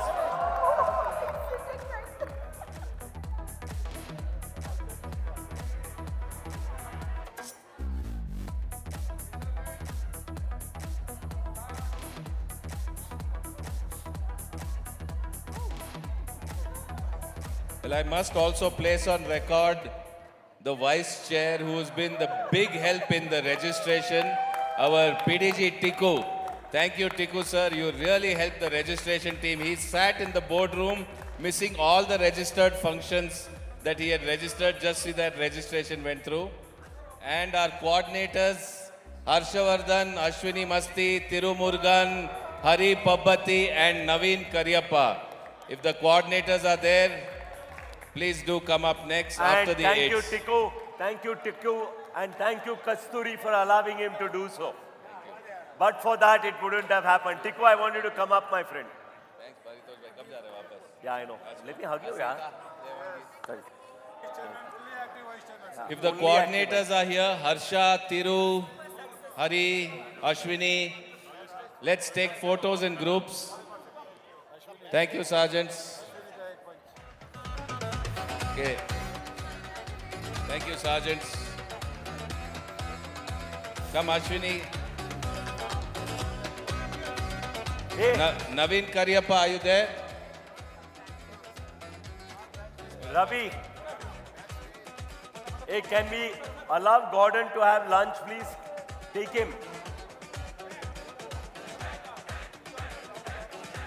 Vidya, it's 2. We have to leave by 4.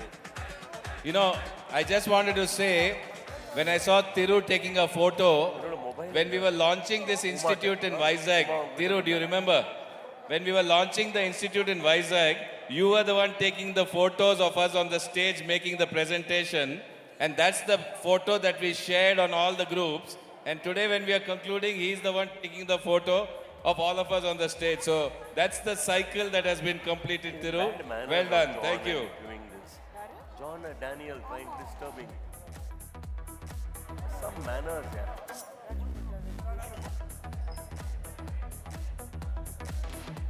The reception and hospitality. Airport was Arun and the Spandana and the presidents and a mixed team. At the hotel was Rotary Bengaluru Harmony and team. At the venue was Ambika Narayan and Indranagar team. So thank you so much. Ambika is there, yeah. Suresh Hari is the national chair for that.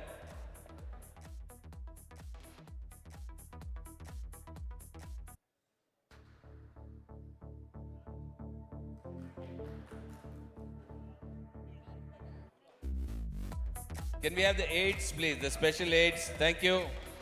All the special aides. Kailash, Darshana, Sarat Babu, Ganesh, Padma.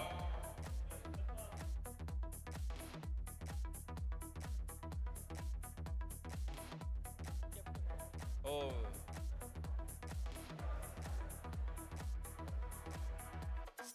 Asita, he needs to leave. So lunch, just take him, please. Take careful. Ouch. I have to be on my feet.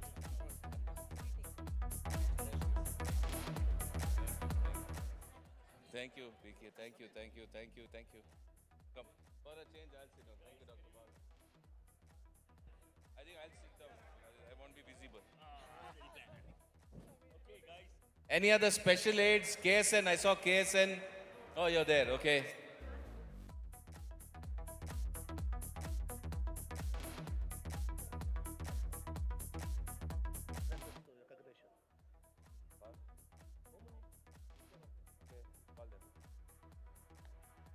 Okay, and in every team we had road tractors. Road tractors were there in every team. Can we have the road tractors who are here to please join us? All the road tractors. If you can join us, okay, Governor Uday has also joined us. The host, Governor, was busy hosting outside.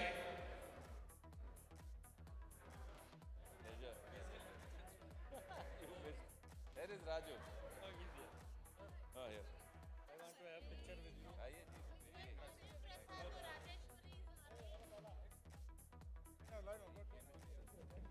you. NSMP, AIDS photo.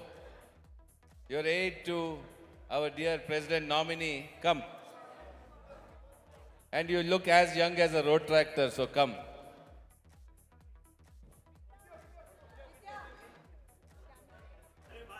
And where is VG Kiran Kumar? Is he there anywhere? No, he's left with the VIP.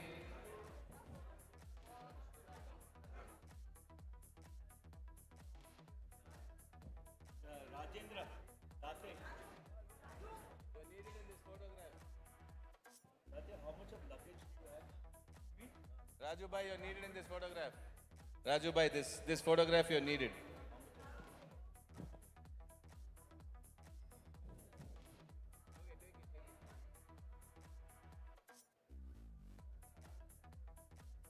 Ambika, Asha, please come.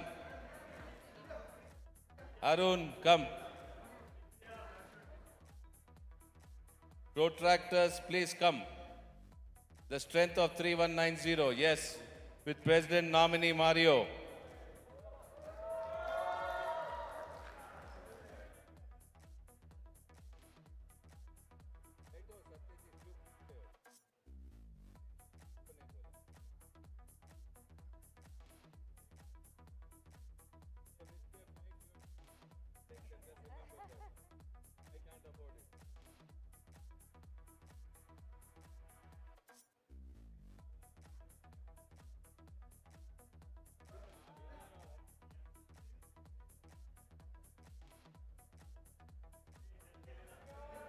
Okay, cheers, thank you.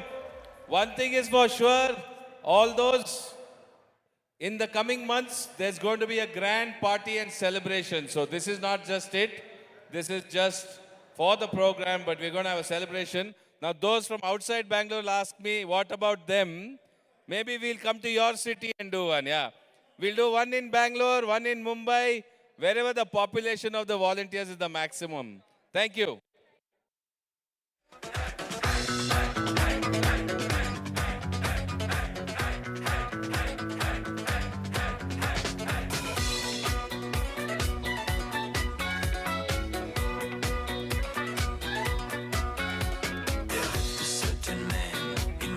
Long ago, he was big and strong, in his eyes a flaming glow.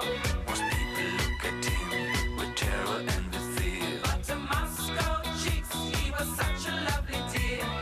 He could preach the Bible like a preacher, full of ecstasy and fire. But he also was the kind of teacher women would desire. Rasputin, lover of the Russian queen. There was a cat that really was gone. Rasputin, Russia's greatest love machine. It was a shame how he carried on.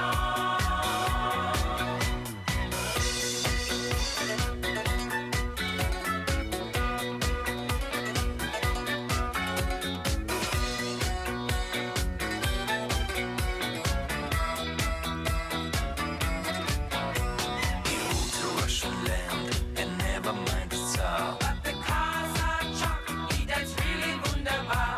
In all affairs of state, he was the man to please. But he was real great when he had a girl to squeeze. For the queen, he was no wheeler dealer, though she heard the things he'd done. She believed he was a holy healer who would be her son. Rasputin, lover of the Russian queen. There was a cat that really was gone. Rasputin, Russia's greatest love machine. It was a shame how he carried on. But when his drinking and lusting and his hunger for power became known to more and more people, the demands to do something about this outrageous man became louder and louder. Check. I'll be failing in my duty. I know Raju Bhai did most of it in his closing, but we need to thank all the official hotels who have been a great support, thanks to Chetan, starting with Hilton, going to Shangri-La, Four Seasons, Lalit Ashok, Radisson Blu, Atria, and the Renaissance. Thank you so much. A big thank you to Ashok Udupa, Vasu, and the entire Udupa Enterprises for this lovely venue, Chamara, Vajra, and Manikya and Markata. Of course, the photography team who came along with Aryan and his team. Thank you so much. And we'll all party later, yes.